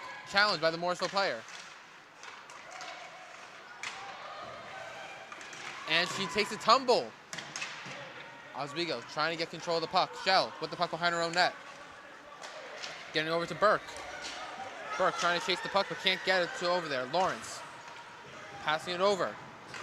Now Tompkins driving it in. Pass it over to her teammate. Shoots into the netting. And we will have yet another offensive face-off for the Morrisville Mustangs. Yeah, and one of the things that you were mentioning was just the speed of the shots. The shots here are a little bit slower, so Morrisville needs to realize that. And if they want to beat Lexi Levy for Oswego, they got to take those slower shots a lot closer, not just at the top of the circles. Absolutely, and if they want to shoot from the top of the circle, they got to get that puck on net quickly. As Bednarik with Hull. Hull and Bednarik get scrambled up. Hull now with the puck. Trying to get over to her teammate, but taken away by Lawrence. Dumps it into the Oswego defensive end. And icing will be waved off as Coley with the puck behind her own net. Tries to get over to her teammate, Parenti. And Thompson will chase after it. And this one will be called an icing. And we will get a defensive face-off right back in, dare I say yet again, the defensive zone for the Lakers. Yeah, the Lakers really need to get a better handle on the on their play right here, on their defensive play. They've let Morrisville set up for way too long just a couple minutes ago. There was that period of time where Morrisville just kept cycling it down, and they essentially let them set up in their own end, and Oswego cannot do that in a game like this. Absolutely. I mean, Morrisville is already coming out here very chippy, trying to get something going here. Really trying to fight that David and Goliath storyline as Hull steals it back. Yep. Getting a 2-on-1 opportunity, passes it just a little bit behind Bednarik. And Morrisville takes it back. Morrisville driving into the zone. Trying to dance around the defender, but can't seem to go. Spears now with the puck. Tries to get someone in front, but Petherick takes it back. Petherick trying to get to Kirkostas, but gives it away to Clark. Clark now to Lawrence. Lawrence trying to get something going here for the Mustangs. Challenged by 2 Lakers. Kirkostas takes the puck back. And Morrisville trying to get a shot on net. Petherick with an easy block save. And tries to get the pass up to McGrath. And Timby will make the easy cover. I think that was a good read by Meadow Clark of the Morrisville Mustangs to just get across that puck and just get it unsettled. That didn't allow, I believe it was Ashley McGrath, to get a shot in on Elizabeth Timby. It allowed it to tumble all the way into Elizabeth Timby's glove. Shell with the puck at the point. Shoots, tipped off the stick. Now Preston trying to challenge it, get the puck back. Morrisville will take it back. Bouchard driving it in. Challenged by the Laker. Bouchard dancing around Shell. Passing it in front. Ooh. What a chance there for Morrisville. Yeah, if they just had somebody at the back door, that would have been an easy goal on Levy. Absolutely, you need to have people in front. Passing it into the center and taken back by the Lakers. Smith dumps it down, and we will have an icing. Excuse me. Yeah. So we'll go back all the way down into the Oswego end, which unfortunately is starting to become a little bit of a theme. Oswego does not want that to be a theme of this second period, because halfway through, most of the face-offs that we've had so far in this second period have been in the Oswego end. Absolutely, and Morrisville has been doing so well in the face-off so far that it's kind of scary at times to see if you're in your own defensive end and just losing possession every time. And they're able to break up with the tip in front. Ooh. Yeah, they're able to break up the breakouts very well, as you saw there from Telly Couture. Battle on the boards. 2 Lakers and 2 Mustangs. Oswego comes out with the puck. Kirkostas trying to find some options here. Preston dancing and skating around all the players. Getting behind the net. Trying to find the Kelly, and the ref gets into the way. Little deflection there off the skate. Yeah, it's those little plays that'll make a difference. Absolutely. Especially when you get the refs out there. Maybe he wants to play, you know? Maybe. Although he might want to get out of the way. Absolutely. As Morrisville will take back the puck now.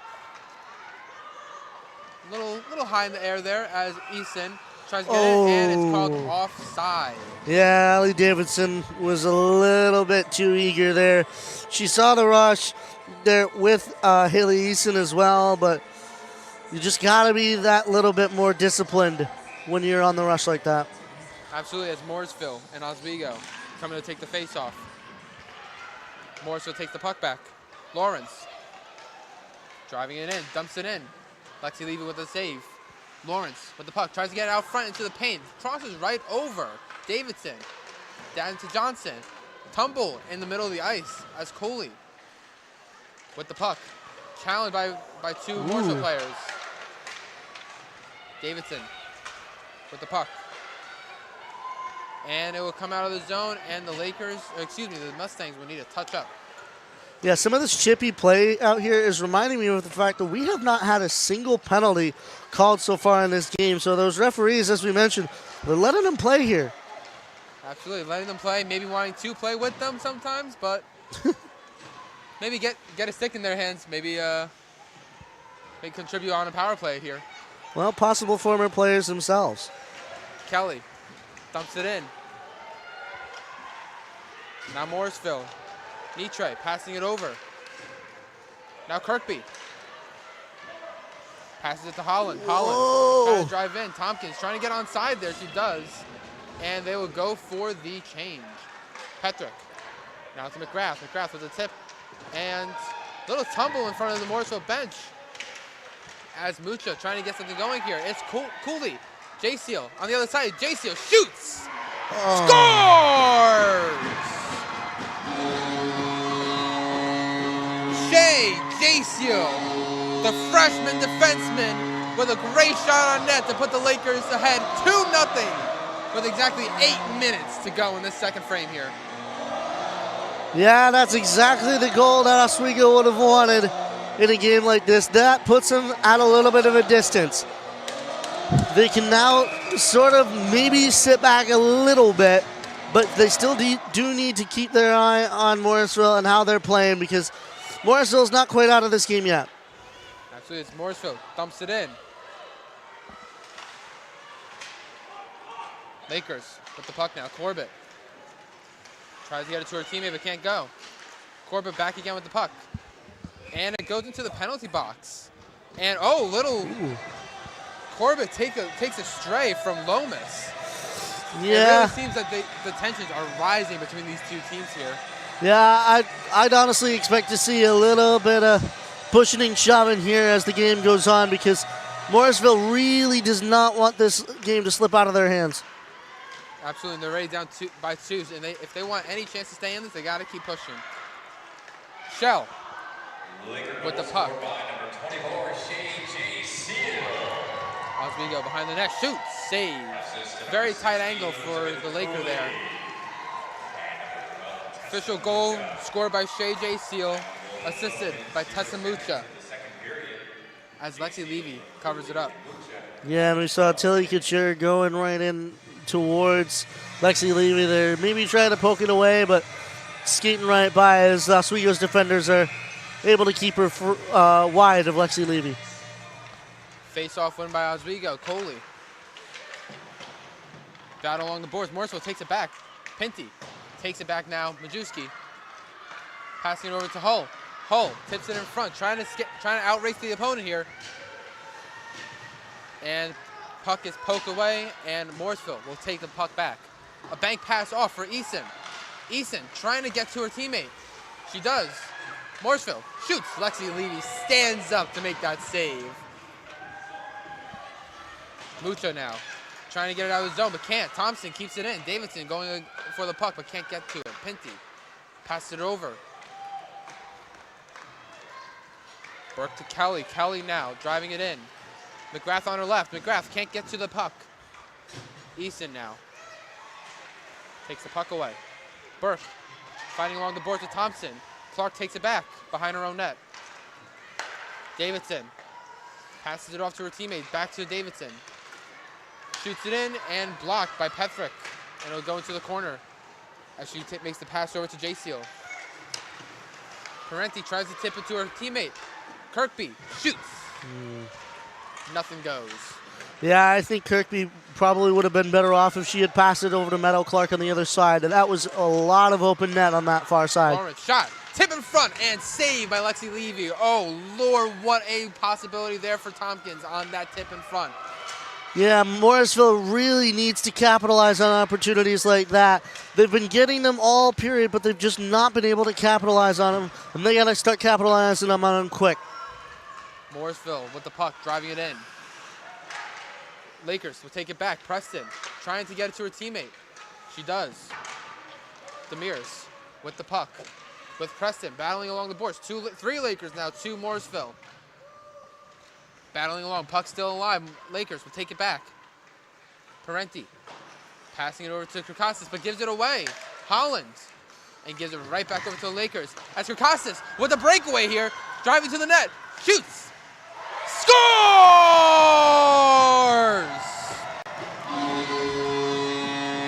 Sophia Kirkostas goes through the 5-hole to put the Lakers ahead 3-0 here in the second frame.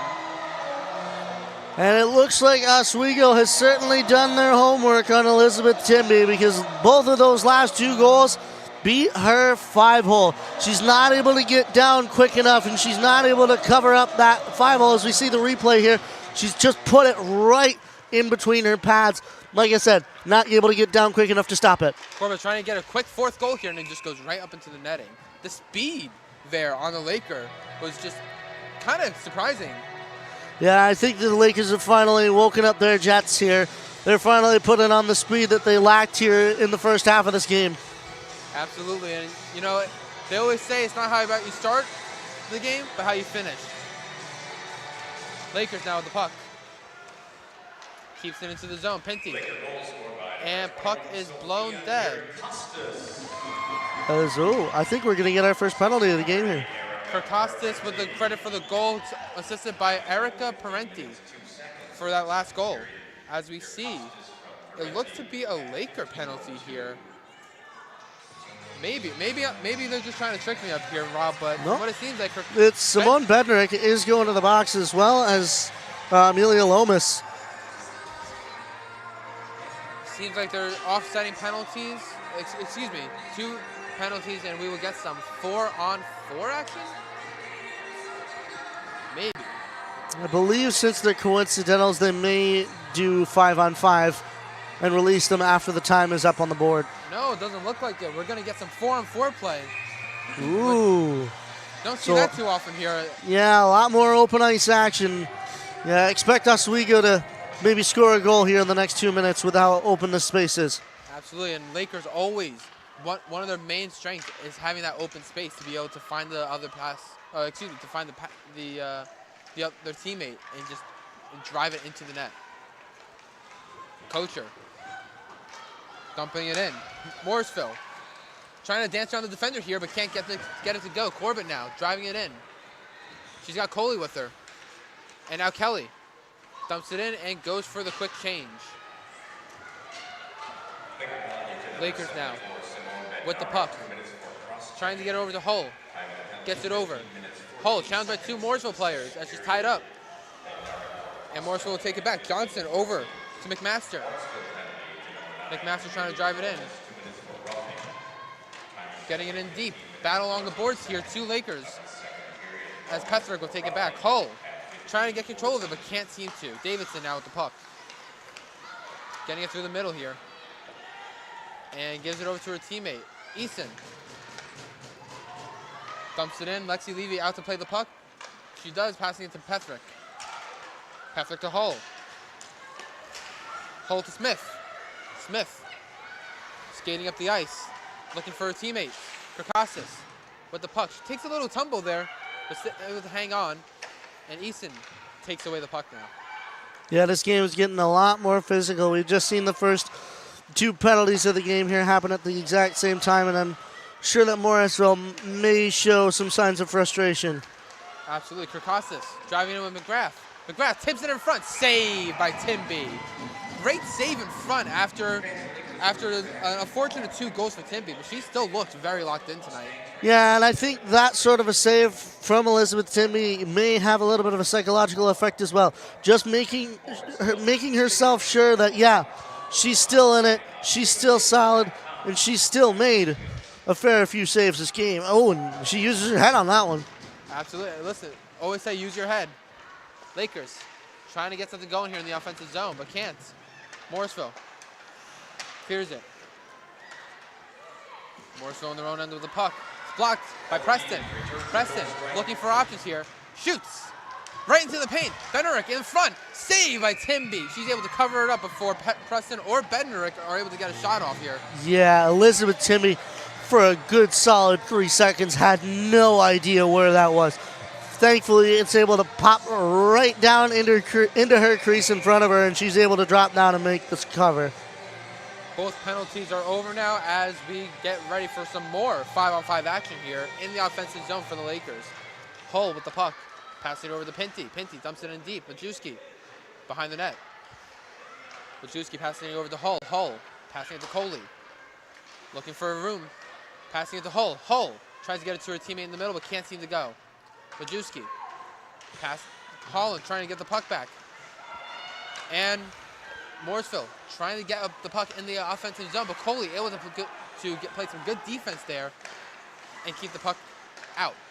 Majewski now with the puck. Shoots over the net. Hull looking for a rebound. Passing over to Majewski. Majewski trying to get something in front, but can't get it to go. Hull. Passing it to Smith. Smith unable to receive the pass. Hull takes it back. Now to Smith. Majewski going off for the change. Morrisville takes it back. As Nitre tries to get it to Holland, and Pinty will chase after it in her own zone. Pinty with Pethrick. Passes it over. Pethrick now takes a tumble. Burke. And Kelly now driving it up. Shoots. Easy save there for Timby. Yeah, that was a fairly routine save, thankfully made by Elizabeth Timby. But now Morrisville on a little bit of the back foot here as they've got a defensive zone faceoff. Kelly with Eason for the faceoff. Ref delays yet again. Seems that's been the common theme every time I try and say something about the faceoff here, Rob. Yeah, unfortunately, the refs are a little bit particular with their faceoffs as they'll send both centers out. Easton gets kicked out for McMaster, and McMaster gets the job done in that faceoff as Morrisville will take the puck. Easton passing over to Clark behind the net. Gets it over to McMaster. McMaster chips it up ahead for Davidson. Davidson may have some room here. Davidson trying to find a teammate. That's good. That's good defensive playing by Oswego to deny any sort of pass or shot from her. Absolutely. McMaster and Davidson with the puck now. Tries to get into front of the net with Lexi Levy. And a little bit of pushing and shoving here as JCO decides to just sit on the opponent there.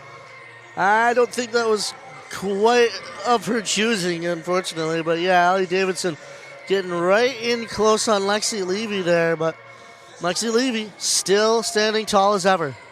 Less than a minute to go here in the second period. Lakers up 3-0.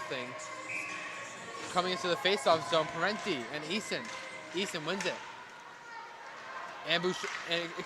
Thompson can't keep it into the zone and will be forced to touch up. Lakers with the puck now. Preston over to Shell. Shell looking for room, gets it back to Preston. Preston passes it off the boards to the Parenti. Parenti driving it in. Looking for another goal before the intermission. Can't get the tip in front. Morrisville now takes it back. Looking to get something going here. Trying to cut down the lead here. McMaster tries to get it to Clark, but can't go. Lakers now with the puck. Demirs. Now Kirkostas trying to get it to Shell, but it's given away to Kocher. Shoots! Save by Lexi Levy. Rebound! Kirkostas with the puck. And she will let time expire as the second frame comes to an end. Shots 19 for the Lakers and 16 for the Morrisville Mustangs. Scores 3-0 for the Lakers as we head into this intermission. Now, Rob, I got to tell you, that second period felt a lot faster paced than that first one did. Yeah, we saw about halfway through the period there where Oswego finally found their speed and were able to get 2 goals within fairly quick succession. They're able to go up 3-0 there. Lexi Levy still standing tall and keeping that 0 on the side of the Mustangs so far. Now, Rob, I have a question for you here. Little off the rip here. Okay. If you're the Morrisville head coach and you're going to that locker room, what are you telling your team? They have to score, and they have to score quick. If they don't score within, I'd say, the first 5 minutes of the third period, they're out of this game. Because they are now dealing with a 3-0 deficit. And in a low-scoring game like this, with a very good goalie on the end, such as Lexi Levy, that might as well be a mountain you have to climb. Absolutely. And if you're Mark Digby now, and you're going to the locker room, your team's up 3-0 here, shots are going real well for you. What are you telling your team? We need more. Because for Oswego, they need a lot more for this game here. Because the Morrisville Mustangs still relatively have a little bit of a chance. There's no non-zero chance here in this third period. Absolutely. We're going to take a second here to send it down to our silent reporter who has an interview here. Thank you, guys. Here I am with Sophia Kirkostas. She scored the last goal. How did it feel to have your third goal this game for the season with 3 defenders closing in on you? Yeah, I mean, it's a pretty good feeling. I just think our whole team using our speed to our advantage is going to be like the key factor for us this game, but it definitely did feel good. And how does it feel to be a grad student? You guys are going into the playoffs confirmed. Yeah, it's honestly a surreal feeling, especially trying to clinch first place. We have the team to do it. We have a bunch of seniors. We all know what our end goal is, so it's pretty exciting. Okay, thank you, Sophia. Good luck in the rest of the game. Thank you. Thanks, Piper. And that will do it for the second frame here from us, but don't go anywhere because we have Lucas, Patsy, and Jason for the second period intermission. Don't go anywhere on WTOP 10. Yeah, they're high school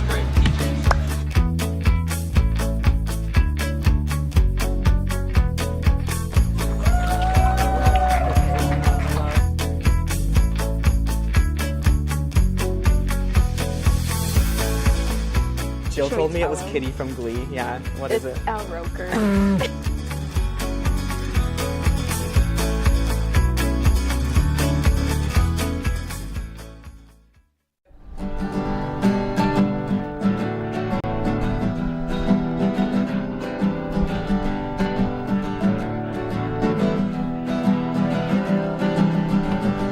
We're here for you, we're here for you. This is your channel too. With sports and news and what to do, we're here for you.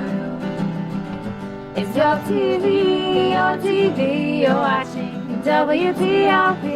Your TV, thanks for watching WTOP.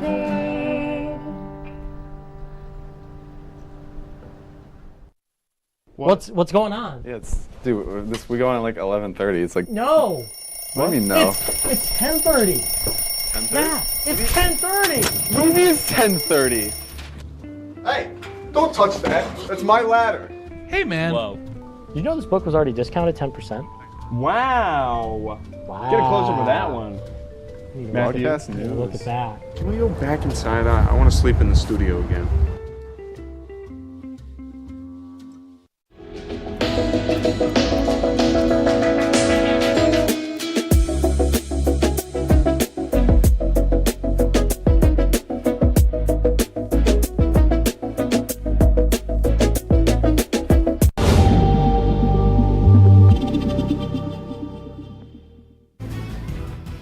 Hello everyone and welcome back to the Deborah F. Stanley Arena. I'm still Lucas, this is still Patsy, and this is still Jason, here for the second intermission report of the day. What a period it was for the Oswego State Lakers. Guys, what happened? A lot of physicality on that game that we just watched. 2 goals, almost back-to-back, very quickly in between each other, 1 and 2 goals. Do you want to tell me about the 2 goals that we just saw, Jason? Yeah, well, there were 3 minutes between the 2 goals, which is really impressive for Oswego. We saw Shair Jazeel with her 3rd goal on the season, and then we saw Sophia Kirakostas finding the bottom of the net as well. And that's so interesting for the SUNY Oswego Lakers because they have just such a great cast of characters. And 2 things. The reason why the Lakers were able to score 2 goals. First is depth, as I mentioned, the 2 individual players, and the second is really the intensity that they came out with in this game. That's really been key for them. Yeah, it is so impressive that they just have such an illustrious cast of people that can score. Usually on teams you have like 1 or 2 people that are like the maximum goal scorers that you rely on, but on this team there are just so many that you really can go, you know what, this person can have a good game today. But we have 2 new players on the list, Shair Jazeel and Sophia Kirakostas, 2 fantastic goals for them. But I want to talk more about the physicality of this period because it really ramped up to the point where we had a 4v4 double power play going on at one point. Yeah, very unique situation. You don't see that very often in hockey in general, but the fact that those 2 penalties occurred at the same time is pretty unbelievable. But great job defensively for the Mustangs and the Lakers to withstand those penalty situations. It was very awkward, though. It was very weird. It was pretty awkward, and I'm just going to go back to the fact that our players to watch maybe have not been doing that well. It's not that they've been doing bad, it's just that they haven't really done anything notable. I think that really speaks on the team in general, that the people that we thought you should watch have not really excelled, but they've allowed their other players to do great and have allowed their other players to really shine in this game that to them, it's an easier game. They're kind of taking a step back. They're letting themselves breathe and giving their other teammates a chance to shine. Yeah, and That's really great. Lucas, another key to this game has been the execution for the Lakers offensively. When the dust settled, we saw a very physical game throughout the opening minutes of the period. Once the dust settled in that, it was the Lakers being able to execute their offense more efficiently than the Mustangs, and that's the reason why they were able to register 2 goals in that period. Yeah, no, absolutely. I fully agree with that. The Lakers outshooting the Mustangs by a very, very good margin. I believe it's 39-28 and 20-16 in terms of shots on goal. The Lakers, they're finding better shots, and they're just peppering the goal. And then on defense, we talk about it. It's repetitive. We do it every single time, but we have to keep talking about her. Lexi Levy, still perfect in the goal. 16 saves through 2 periods. I feel like we could talk about her all day, every day. She's just so impressive. An absolute star. Except I must say, for my own prediction, and Jason, your prediction, I'm hoping she lets one slip by so that we could be absolutely correct on our predictions. But it's looking, Lucas, like you're more accurate. I am the closest right now. Lexi Levy, I hope you are perfect. You always are. All you got to be is perfect for one more period. I will be so happy if I get my prediction right. But the Lakers and the Mustangs, they still have been battling. I really like the way that both of them have been playing. They're both trying their hardest late in the season, and one thing I like from the Mustangs is that they aren't rolling over. They're down 3-0, but they're still trying their hardest. They're a gritty underdog team. They might not have the best record, but they are still trying their best every single time they get on the ice. Yeah, and Lucas, credit to you. The Morrisville actually outshot the Lakers in that period 15-9, but you said shot selection has been key in this game, and that's been key for the Lakers. They just had 9 shots in the period. 6 of them were on goal, and 2 of them obviously found the bottom of the net, but that's been a huge key factor is a shot selection from the Lakers in this period. Yeah, no, absolutely. I really like the way the Lakers have been playing as a cohesive unit, but that has been the thing for them all season that has really solidified them as one of the top teams, not just in the conference, but in the nation. They are so talented on offense and defense. But I think that will be it for us in the second intermission report. Stay tuned for the 3rd period of play coming up between the SUNY Oswego Lakers and the SUNY Morrisville Mustangs live on WTOP 10.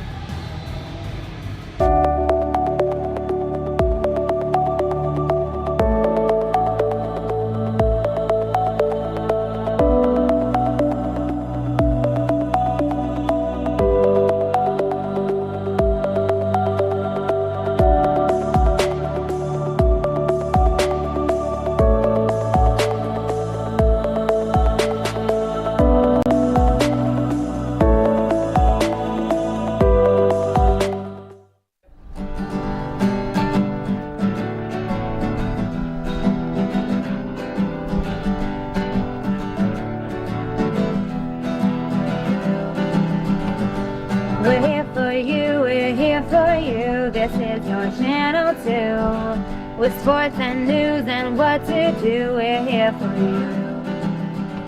It's your TV, you're watching WTOP. Your TV, thanks for watching WTOP.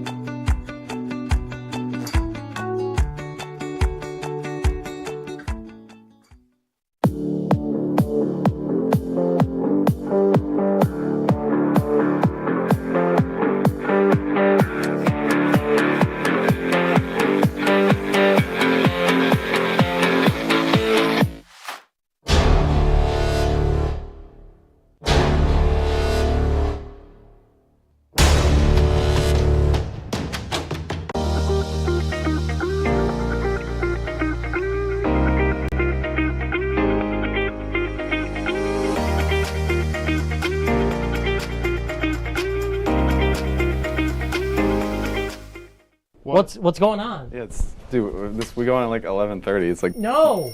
What do you mean no? It's 10:30. 10:30? Yeah, it's 10:30. What do you mean it's 10:30? Hey, don't touch that. That's my ladder. Hey, man. Whoa. You know this book was already discounted 10%? Wow. Get a close up of that one. Matthew, Look at that. Can we go back inside? I want to sleep in the studio again.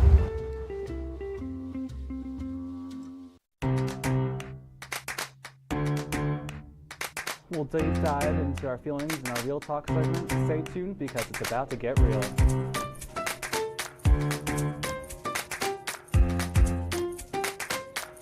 When I was in foster care, I never knew when I would have to move. So I always had my suitcase ready to go. Then one day I was adopted. My new parents opened their hearts and home to me. My parents cook my favorite breakfast for me every morning. My parents take me on trips I never thought I would go on. They gave me a home and an even better reason to use that suitcase. My parents aren't perfect, but they're perfect for me. Welcome back to Major Discussions.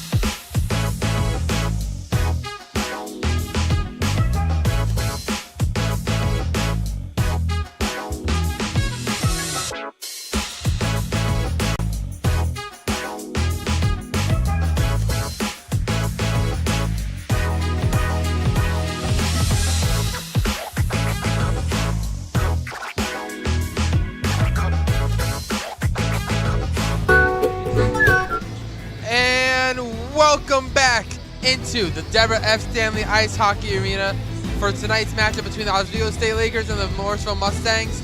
I'm your play-by-play commentator, Chris DeLuca, alongside Rob Finger.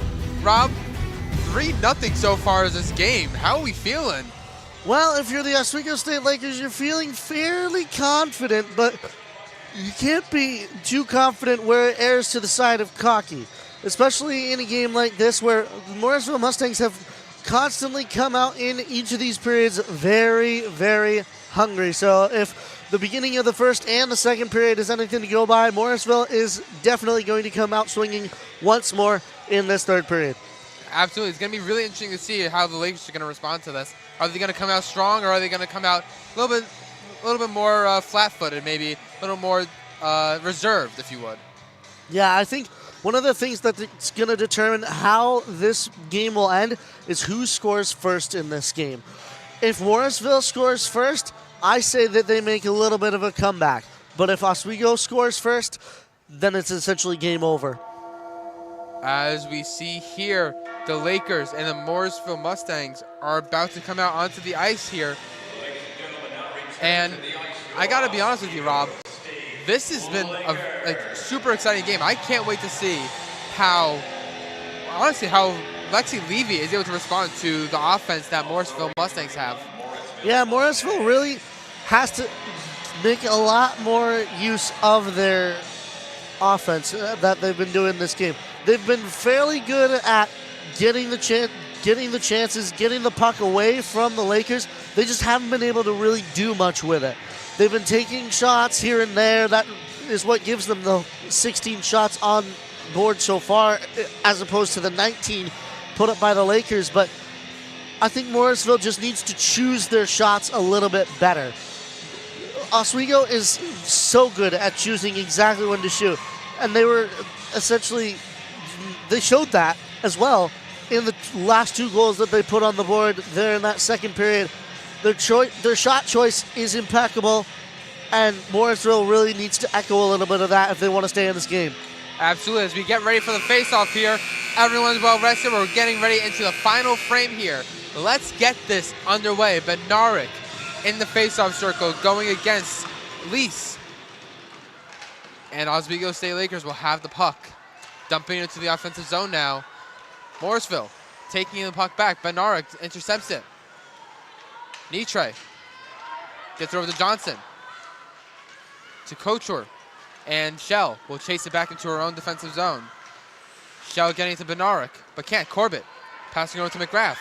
McGrath has a little bit of room, shoots, save, rebounds, and scramble in front of the net, and Timby seems to keep it as all the heads will come together, and Timby looking a little shaken up there. Yeah, Morrisville needs to do a lot better of a job at clearing out players like Ashley McGrath from in front of Elizabeth Timby.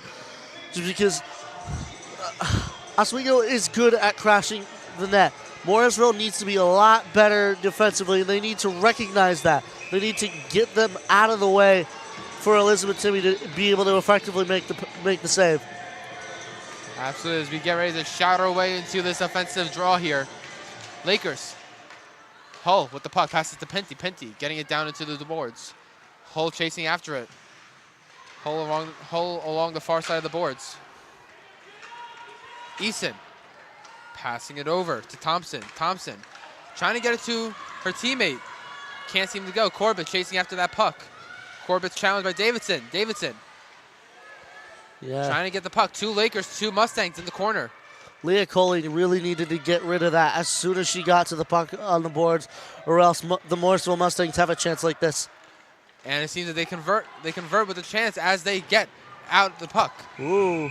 And looks like there's going to be a penalty here. I'm guessing boarding against number 14 for the Lakers, Smith. Yeah, that'll be Megan Smith going to the box. 2 minutes for cross-checking as determined by our referee here. And we're gonna get a look at our first power play here, Rob, for the Morrisville power play. At the point, number 13, Kirkby, Kocher, Spears, Tompkins, and last but certainly not least, Bouchard. Lakers trying to get the puck out of the zone. Kocher keeps it in.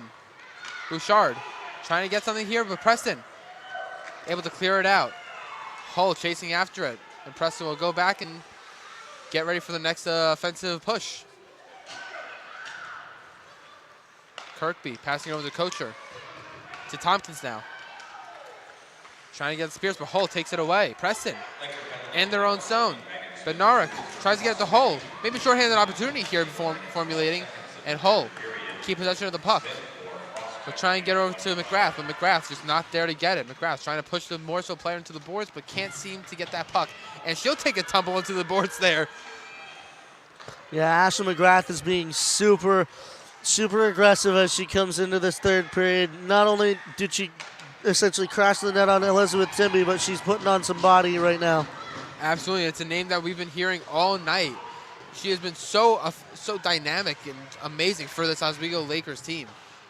As Morrisville now will take the puck back in her own zone. Trying to get it to Easton. But Kirkostas is able to keep it into the offensive zone. Now Burke challenging for the puck. Burke has the puck possession. Trying to get it down further into the boards. Mucha trying to get to it, but Davidson will take it back. Davidson now trying to get over to her teammate, but Pinty will intercept and shoot it right down by the net. Now Lawrence. Lawrence with McMaster. Passing it over to Lease. Lease to McMaster. Trying to find some opportunities here. Tries to get it to Essen. Shoots! Save! Goes right off the mask of Lexi Levy as Tessa Mucha will try and get it out. And Preston had a little opportunity here. Shoots! Save! Goes wide. Davidson now with the puck. Little back and forth action here so far in this power play as the penalty expires. Smith has the puck. Going for the breakaway. Bednarik and Smith tied up. Bednarik has the puck. Shoots! Scores! Simone Bednarik to puts it in the back of the net. And the Lakers, with 16:39 to go, are up 1-0 in this period. And some real vintage fire wagon hockey results in Oswego, getting their 4th goal of the game. And this is the point where if you're Morrisville, you really got to press that panic button. And Smith coming right out of that box to be able to pass the puck to Bednarik. I mean, it's that redemption play that, if you think about it, taking that penalty. All right, my fault. I'm gonna go get a goal now, or excuse me, an assist. Yeah, one thing that I was concerned about as she was coming out of the box is that little bit of miscommunication that almost destroyed that entire play. Thankfully, they're able to make good work of it, and they're able to get the 4th goal of the game on the board. Morrisville in the offensive zone. Oswego will take it back. Parenti trying to challenge the puck. Lakers in their own defensive zone. Bednarik credited with the goal, assisted by Smith. Only assist for that goal as Parenti trying to get something going here in the middle. Trying to pass it over to Demirs. Parenti now. getting it into the offensive zone, but Morrisville will take it back. And here comes Lomas. Lexi Levy passing it back over to her teammate, J Seal. And Morrisville tries to take it back, but Simone Benara takes it right back for herself. McGrath, it's a one-on-one. Passing, trying to get it over. Shoots. Save. Easy save there for Timby. Holland now with the puck, passing it over. Kirkby, challenged by the Lakers. Corbin now with the puck. Finally McGrath. McGrath trying to get something going, but can't keep control. Dancing around the defenders here. Benarek trying to challenge Davidson, but can't get it. Now Coley. Coley driving towards the net. Out in front, shoots, save. Coley trying to get to the point. Pinty. Back to Coley. In the slot. Hull shoots. Off a stick. Morrisville now with the puck. Hull takes it right back. Shell all alone at the point. Gets it in deep. Majewski with the puck at the boards. Back to Shell. Shell to Pinty. Pinty looking for the shot. Shoots. Saved by Timby. Yeah, Morrisville, if they want to stay in this game, they cannot let Oswego be set up like that and get shots on Elizabeth Timby. That's one thing that has kind of killed them in this game here. Letting Oswego get clean shots. Clean shots are always more quality than any other shot that they can put on. Preston driving it down the boards, trying to get it to Majewski, but she can't hold on. Hull tries to get it over, but Morrisville will take it back. Kocher with the puck now, trying to get something going here. Dumps it in, and it's wide of the net. Bouchard with the puck, trying to get over to the point, but can't get it to go. Morrisville takes it back, but then Oswego takes it right back for themselves. Hull with the puck, pass it over to Majewski, shoots! Off the 5-hole, rebound opportunity, but nothing can go. Schultz dumps it in deep as the Lakers will make a change. That's more of the Oswego State Lakers that I'm known for, that this program is known for. That little passing play, that was a very good scoring chance for them to put on. It's a shame they didn't capitalize on it. Absolutely, and the Lakers are just so well known for their great east to west plays in that offensive zone. As Burke with the puck, having some room here, tries to pass it over to her teammate, but can't get it to go. Now Davidson driving it in. She's got McMaster on her left.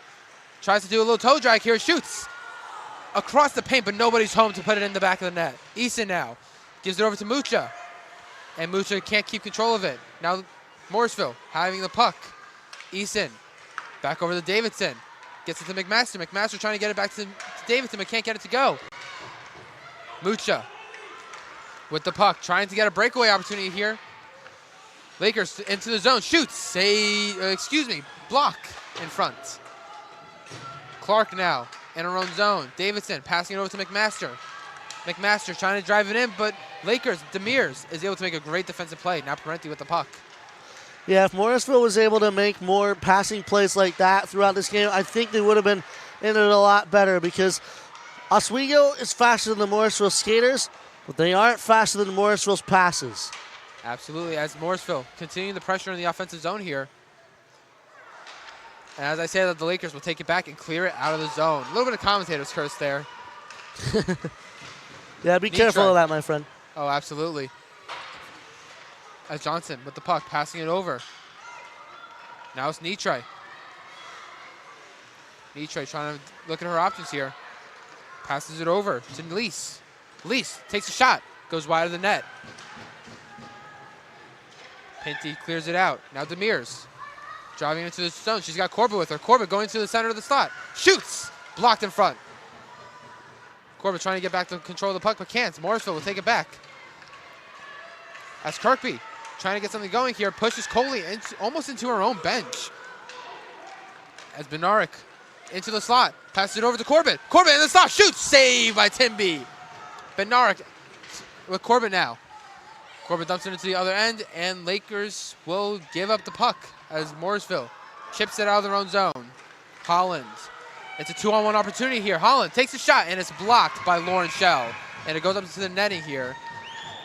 Yeah, that wasn't the right choice there from Avery Holland. She had I believe that was Kennedy Kirkby right to her right. If she could have snuck it under the stick of the defender, she could have connected with Kirkby, made Lexi Levy have to move, and that could have netted a good scoring chance for them. 11:19 here to go in this third period. Lakers up 4-0. You are watching Hockey Night in Oswego on WTOP 10. Hull with the puck behind the net. Passing it over to Smith. Smith driving in. She's got Majewski with her. And Preston shoots. Saved by Timby. Yeah, that's a good rush for Oswego. And it's a net positive for them as well. Just get that offensive zone face-off. If you come in, you put a shot on net, and you're able to get it right into the goaltender's glove and force them to cover it, it's always a net positive because you can start right in their end. Absolutely. It's Oswego in the offensive zone getting ready for the face-off here. Hull takes it back over to Shell, back to Hull. Hull dumps it in for Majewski. Majewski tries to get a hold of it but can't get it to go. Nitre now with the puck. Gets it over to Bouchard. Preston takes it back in the neutral zone. Smith gets it over to Majewski but can't get it to go to Majewski. Preston and Shell behind the net. Shell to Preston. Morrisville takes it back. Bouchard. To the point, back to her. Battling with Preston as Smith will take the puck back. Trying to get it to Hull, but Hull just not aware that the puck is trying to get to her from behind. Preston with the play now. Smith tries to get it to go. Eason with a potential opportunity, but can't get it to go. Majewski gives it away to Eason. Thompson in the corner now fighting Preston. Shot from the point. Blocked in front by Hull. And Johnson coming out of the zone to touch back up. Johnson now driving in. Trying to find some opportunity for her here. Turning around. Tries to get it into the slot. McMaster. Can't get it to go. Now it's Davidson. Cycling it around. Passing it over. Johnson dumps it in deep. McMaster with Easton. Tries to get it back to McMaster, but can't get it to go. Shell tries to clear it, and Morrisville will take it back, but it comes out of the zone as the Morrisville Mustangs will touch up. Now Cooley passing it to Kelly. Kelly trying to find some room here, but can't get it to go. Lawrence. Oswego coming into the zone. Shoots off the side of the iron. Morrisville now trying to get possession of the puck in their defensive zone. Cooley trying to get to the puck. Trying to keep it alive for the Oswego State Lakers in the offensive zone here. Kelly trying to get to it. Yeah, battling Morrisville. I'm sensing a lot more aggressiveness from these Oswego State Lakers here. DeMars with a shot. Off the side of the iron. What a chance there. Petrick back over to her teammate. Trying to get it to Kirkostas, but can't get it to go. And now Clark will dump it back into the offensive zone as Lexi Levy will come out to play it a little bit. Kirkostas behind the net. Trying to pass it over to Kelly. DeMars gets it. Challenged by the Mustang. Holland to Tompkins. Now over to Kirkby. Kirkby tries to dump it back in. Over to Holland. Holland behind the net. Trying to get something going here, looking at her options. And cannot get it to go as DeMars will take the puck. Excuse me, Demers. J-Seal. With Parenti now. Parenti passing it over. Demers. And Parenti is offsides, and we will have another face-off in the neutral zone here. Yeah, Erica Parenti just a little bit too eager on a rush like that. Oswego's definitely not perfect. Things like that have sort of plagued Oswego all season. Their offense, their offsides discipline is not the greatest in the league, unfortunately. I just want to point out a little stat here, Rob. Shots on goal so far this period are 10-2 in favor of the Lakers. Yeah, the Lakers have taken a lot more action in terms of getting the shots on, and they almost got number 11 on there right there. Absolutely. McGrath almost had a chance in front, but whiffed on the shot. Pinty now trying to challenge the Morrisville Mustang. Kirkby with the puck. Gives it over to Pinty. Pinty can't get it, and he gets dumped back into the defensive zone. Corbin now with the puck. Passing over to Bednarik. Bednarik tries to get it over to her teammate, but it's given away right in the slot. Bednarik, very lucky that she didn't just give a chance over to the Morrisville Mustangs. Yeah, that would have been a huge opportunity for Kennedy Kirkby had she been able to maybe get a shot off out of that. Shell over to Preston now. Preston trying to find Smith, but can't get it to go.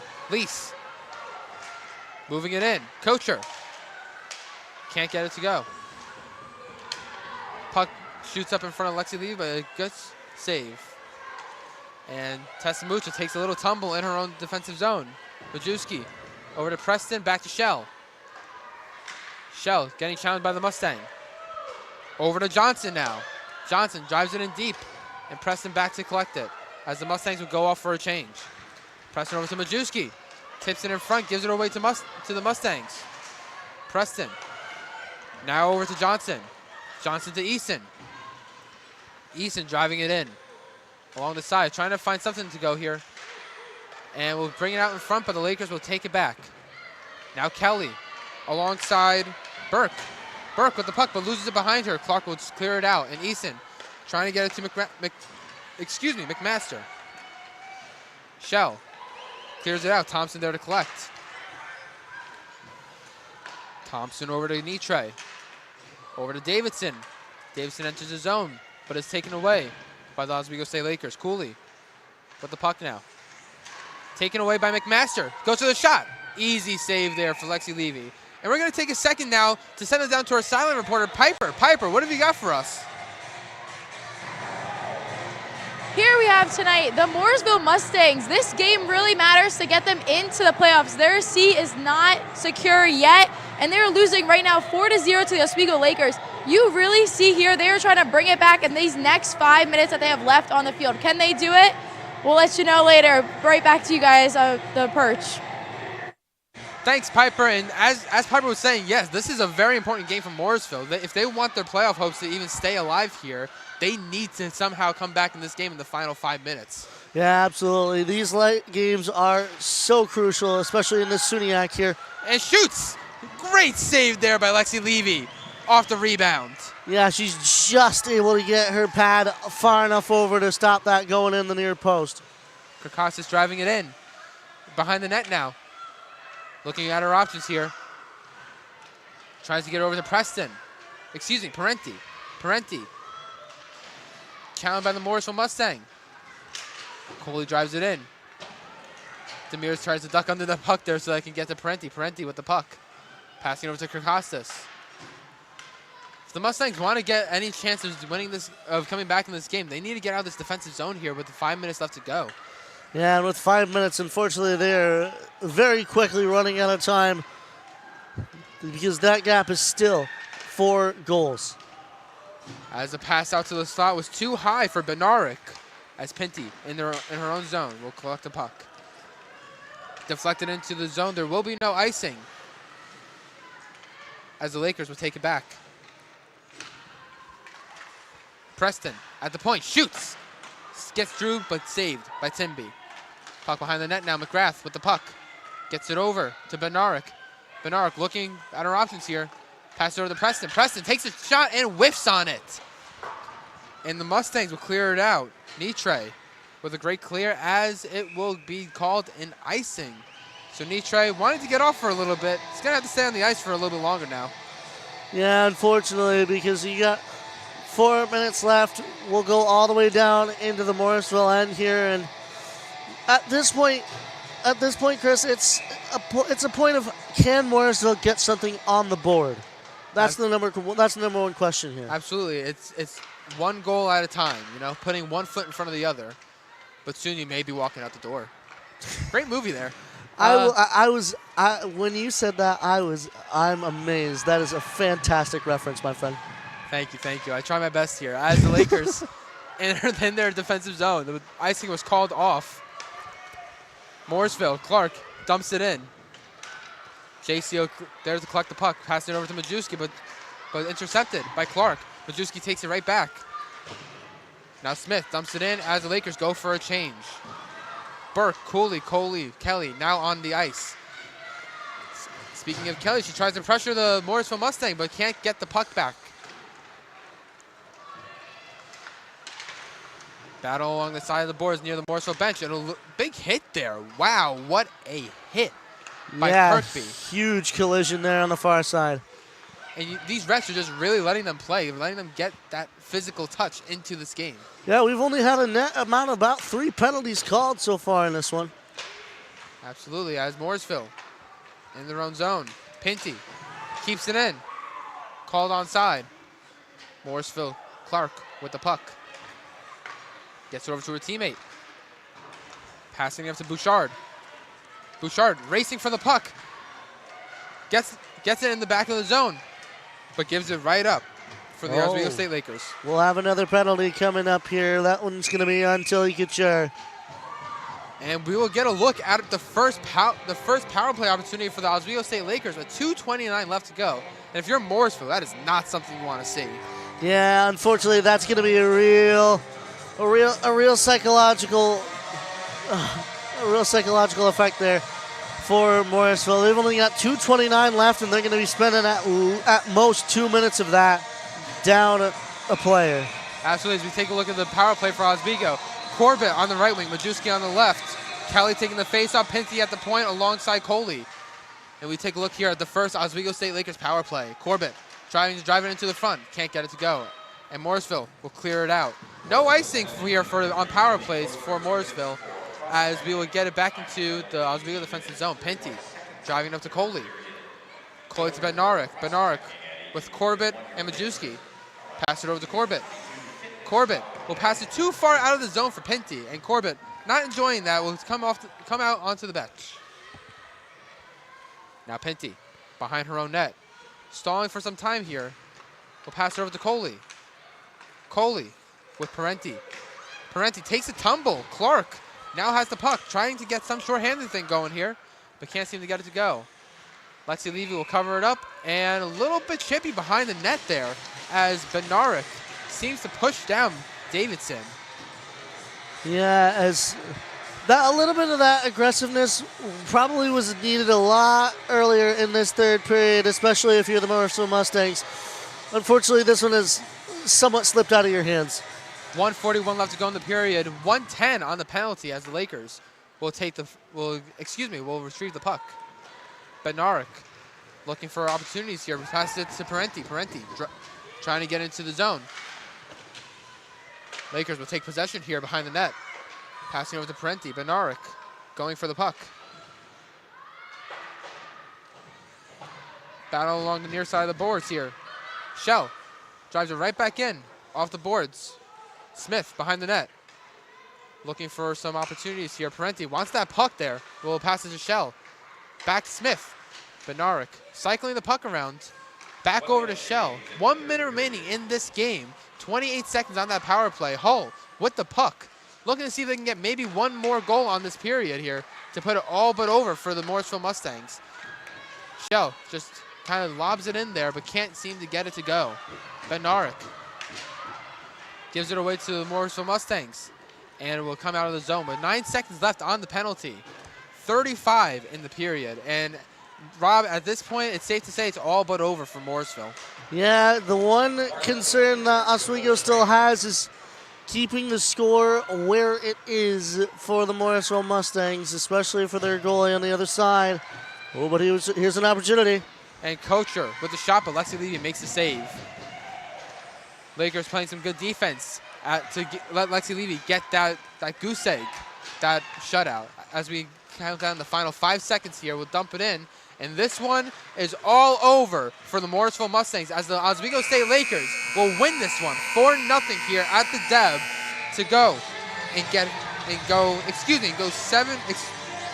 my numbers are mixed up, to go 13-1-1 in the season so far. Absolutely, as Lexi Levy gets mobbed by her team. Last Friday, she set the record, the school record for most shutouts in a single season for the women's hockey program here in Oswego, and she will extend that record as well.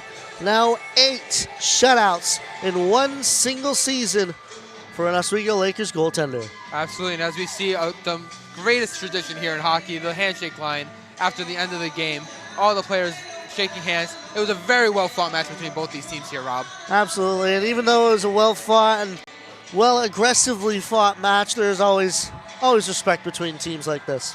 Absolutely. And Rob, if you're Morrisville, you just lost this honestly really winnable game to the Oswego State Lakers. How are you feeling going to your next matchup here tomorrow at the I think something like this, maybe a realization that this was in their hands at one point, maybe makes them a little bit hungry going into their next matchup, especially as we come hurtling towards the SUNY playoffs here.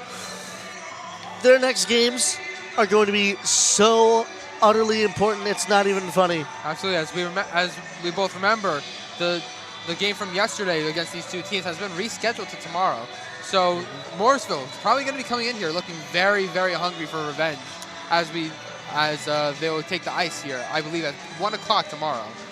Yeah, 1 o'clock tomorrow. Both of these teams will be facing back off as the Oswego State Lakers salute their fans who have come out to the Deborah F. Stanley Arena today. But again, Morrisville will come in tomorrow knowing some of Oswego's secrets. I think tomorrow nets them a better chance at even beating them than this one did. Absolutely. The stars of the game are announced. Third star going to Pethrick. Second star going to Smith. And the first star, as we can all probably expect here, goes to Lexi Levy. Lexi Levy getting that shutout and extending that record, as you were saying before, Rob. Absolutely. The Oswego State Lakers women's hockey program has not seen a single goaltender like that one right there. Lexi Levy, take a bow as we'll send it down as well to Piper Kiernan down on ice level, who is with Lexi Levy for our post-game interview. Absolutely. Piper, when you're ready, take it away. It's a game. How are you feeling? Good. It's a surreal feeling, just winning these games day in and day out. But, at the end of the day, the job's not done. Are those your parents up there? My dad and then other girls' parents. How does it feel having his support tonight?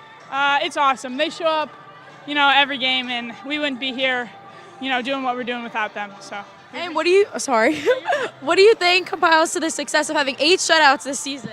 I couldn't do it without my team. They really limit the shots outside, making my job a lot easier. So I wouldn't be here without them. So I appreciate them. Okay, thank you so much. Have a great night.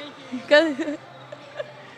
Thank you, Piper. And that, I think, is going to do it for us here in the Steve Levy press box. But don't go anywhere. Lucas, Patsy, and Jason have the post-game show for you. And stick around later tonight at about 7 o'clock, or excuse me, 6:30 pregame show to watch WTOP 10's second all-women's broadcast.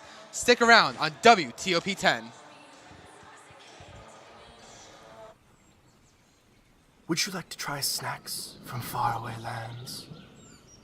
Or snacks with bizarre flavors? How about snacks in new ways? Or snacks you've never tried before? You don't have to go far to find these snacks. They can all be found here at Snacks on West 1st Street.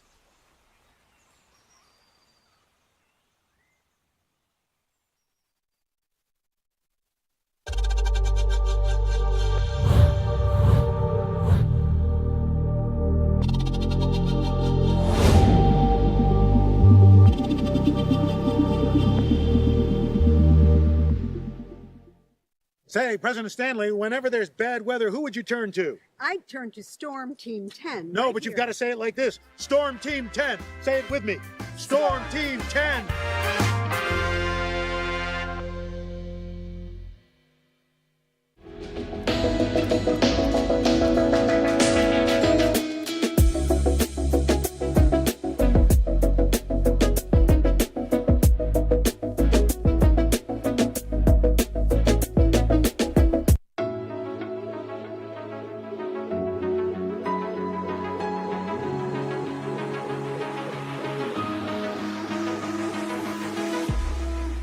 Roll it.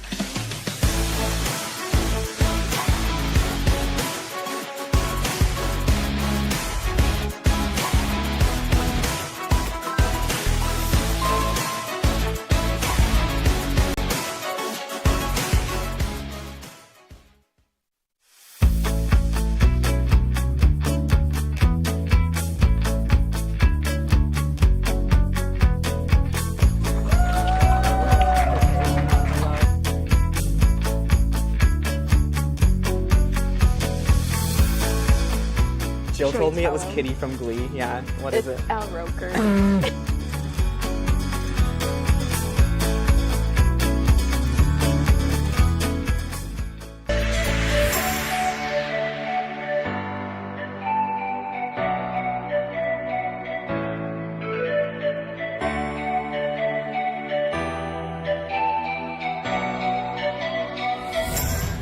Hello, everyone, and welcome back to the Deborah F. Stanley Arena. I am Lucas McGarry, Patsy McFeely, Jason Samsel, and now joining us, our sideline reporter, Piper Kiernan, did an absolutely fantastic job with Lexi Levy. But what a game it was between the Oswego State Lakers and the SUNY Morrisville Mustangs, and I am confident and happy to say that I got my score prediction right. 4-0. I got it spot on. This is the first time this has ever happened. I'm just so happy that I got it right, and I'm gonna gloat a little bit. Yeah. I'm so upset. I'm upset that he's so right. I'm upset that we were both so wrong. Kieran, Piper, I don't know how you felt about it, but this guy just stinks, right? Like, I guess I do stink, but the right person is the stinker, I guess. But we'll get into that last goal that happened, that sealed the deal for me. What a goal it was by Simone Bednarik. How is that, Jason? Yeah, it was an incredible goal from Simone Bednarik. I mean, she just put the exclamation point on this game, put the nail in the coffin, kept it out of reach for Morrisville. And for credit to Morrisville, they came out firing in that third period. But again, just all the momentum went away once Bednarik's shot found the bottom of the net. Yeah, you hate to see it by Morrisville, but unfortunately, just too many goals being sent through the net for them. Another thing I want to talk about, the power play opportunities missed by the Mustangs. Patsy, your player in the beginning, Haley Eason, you talking about how she usually thrives on those, but unfortunately didn't today. She usually 5 of her tallies came on the power play. This time she just did not take advantage of it. I'm kind of disappointed in her. I don't know what else to say. I really had high hopes for her, and she just disappointed me tonight. The whole team did. Yeah, very unfortunate for the Mustangs. And now we'll move on to the Lakers goalie. Like I said, I repeat it myself every single time. Lexi Levy, now her 8th shutout of the season. What an impressive debut from, or not a debut, impressive performance from her. Piper, you got to talk to her a little bit at the end of the game. How did she feel? She feels amazing. She has her dad in the crowd watching her. She felt such great from his support and support from other people's parents as well during the game. That's just so awesome. And obviously, Oswego climbing the SUNY AC rankings. They're getting closer and closer to that #1 seed in the conference. They're trying hard, but they are battling with Cortland and Plattsburgh, who are also at the top and still fighting for that top position. Yeah, it's really tight on the top of the ladder board for the SUNY AC conference, and it's only going to get tighter as the playoffs draw near. No doubt about it. And Patsy, go ahead. Lexi Levy ranks 1st in the conference save percentage and 2nd in total saves. So I'm really curious as to where she is now after all those saves she had. You got to think that she is even higher on that list now. She is a dominant force. She could possibly be first. She honestly could be. She's a dominant force, not just in the conference, but in the entire country. She is truly one of the best. But I think that will do it from us here in this post-game show. Fans, please stay tuned. For tonight, we have the 2nd ever all-women's broadcast featuring the lovely Patsy McFeely and Piper Kiernan, both 2 amazing people doing this broadcast. Pregame starts at 6:30 p.m. Stay tuned for that all-women's broadcast. But that is it from us. Stay tuned for later tonight live on WTOP 10.